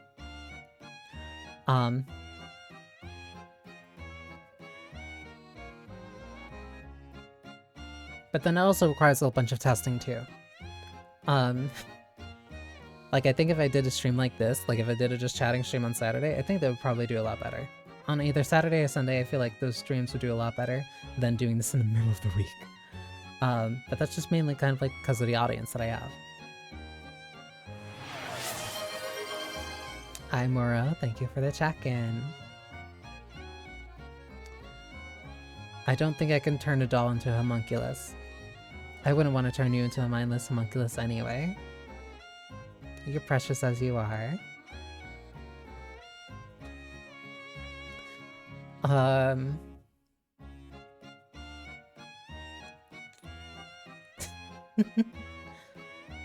was I gonna say? I think that's it. I was debating if I kind of wanted to maybe make this stream go like a little bit longer. But I think having a little bit of a short stream is fine. Also, again, that whole numbers stuff. So ending that before going for like another hour, probably be beneficial to me. So yeah, again, sorry for the no Strive. I will probably do that next week. That's just taught you a lot about numbers and how to use them to your advantage. It did. It did, unfortunately. Because it also taught me how other people can use them to their advantages. But it also taught me about habit formation and patterns.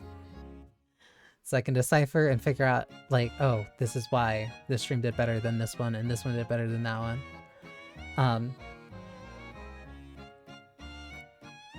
Turns out, during the week, a lot of people, when they want to relax, they just kind of want to watch somebody play a video game that they know, which means a live service game or something they're very familiar with. For Knowledgeable Alchemist, thank you. I can, if I wanted to be very cynical, I could figure out, I could fix the schedule for like next week and just get my numbers back up. I might do that. I don't know, just to see. Because Friday I'm already being very self-indulgent and already changing the schedule so that I can play Ragnarok. So I can play the Grand Blue beta. But yeah. Let me start the raid so that my numbers don't look worse than they're already going to look. But it's fine. It's fine. I really don't care. And I don't mean that in the sense of like, look at how much I don't care by not talking about it. But no, I like being able to kind of just like have very low stakes streams sometimes where there's not like a lot of people and I get to just kind of talk. Where I get to talk, I get to play like maybe a game or two that I like, or that I find interesting, and then kind of dip out. I've been learning a very good balance, I feel, for what I'm doing when it comes to streaming. Have a good night, Boo Boo. Hope you get some rest. You too, Moro. Thank you. That. Proud of you. Thank you. It feels weird, like being able to trust yourself a little bit for once. But yeah. Thank you for spending time with me. I hope you enjoyed yourselves. I hope you have a wonderful rest of your morning, evening, or night, no matter when you're watching this.